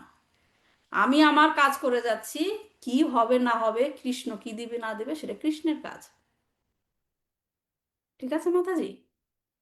Thank you so much Mataji. মাতাজির question অনেক বড় অ্যান্সার, তো পরে আবার আমরা আলোচনা করব। তো এই সমস্ত বিষয়গুলো আমরা এই কোশ্চেন অ্যান্সারের মাধ্যমে আমরা ক্লিয়ার হতে পারি। তো আমাদের সময় শেষ। তারপর আমি প্রিয়তোষ প্রভুর কাছ থেকে সংক্ষেপে একটা প্রশ্ন, আপনি সংক্ষেপে প্রশ্ন করবেন, তার মাতাজিকে প্রভু আমার একটা যেতে হরে হবে। কৃষ্ণ প্রভু, ধন্যবাদ, প্রণাম প্রভু। ধন্যবাদ। আমার একটা ছোট একটা প্রশ্ন প্রভু, ওই এখন ক্লাস যেটা হয়েছে প্রভু এটা কিভাবে পেতে পারি? আজকে এটা ক্লাস আমরা এখানে পোস্ট করে দেবো, মাতাজির ক্লাস পুরোটা আপনি পেয়ে যাবেন এই সাইডে। আপনাদের গ্রুপে তো প্রভু আমি অ্যাড নেই। আমি অ্যাড করে দেবো। মাতাজির আপনি গ্রুপে অ্যাড আছে। আপনার মাননীয় প্রভু আছে আমাদের এখানে যে হোস্ট আচ্ছা, করছেন, তো আপনি এখানে নাম্বারটা আমি এখন লিখেও নিতে পারি। আপনি কোথা থেকে বলছেন? আমি তো কাতার থেকে বলতেছি। হ্যাঁ, আপনার ফোন নাম্বার বলুন, আমি হোয়াটসঅ্যাপে আমি অ্যাড করে নেব আমরা। হ্যাঁ, 974 974 70 70 18 18 26 26 হ্যাঁ 58 আরো দুইটা আছে। হ্যাঁ প্রভু, এখান থেকে 11টা নাম্বার আবার রিপিট করছি, 974 70 18 2658, রাইট? হ্যাঁ হ্যাঁ প্রভু, আগেরটা আগে তিনটা কোড নাম্বার এখানে আছে। আচ্ছা, প্রিয়তোষ, ঠিক আছে। থ্যাংক ইউ সো মাচ প্রভু। আমরা আমাদের মাননীয় প্রভু আপনাকে অ্যাড করে নেবেন। আমাদের প্রত্যেক দিন আমি এটা মাননীয় প্রভুর কাছে যাব। প্রভু আমাদের ক্লাসের যে প্রোগ্রামটা আপনি একটু রিপিট করুন, অ্যানাউন্স করুন। আর মাতাজি আপনাকে অনেক ধন্যবাদ, আপনার কৃপা আমরা পাচ্ছি ক্লাসের মাধ্যমে। তা ভক্তদের আবার বিনতি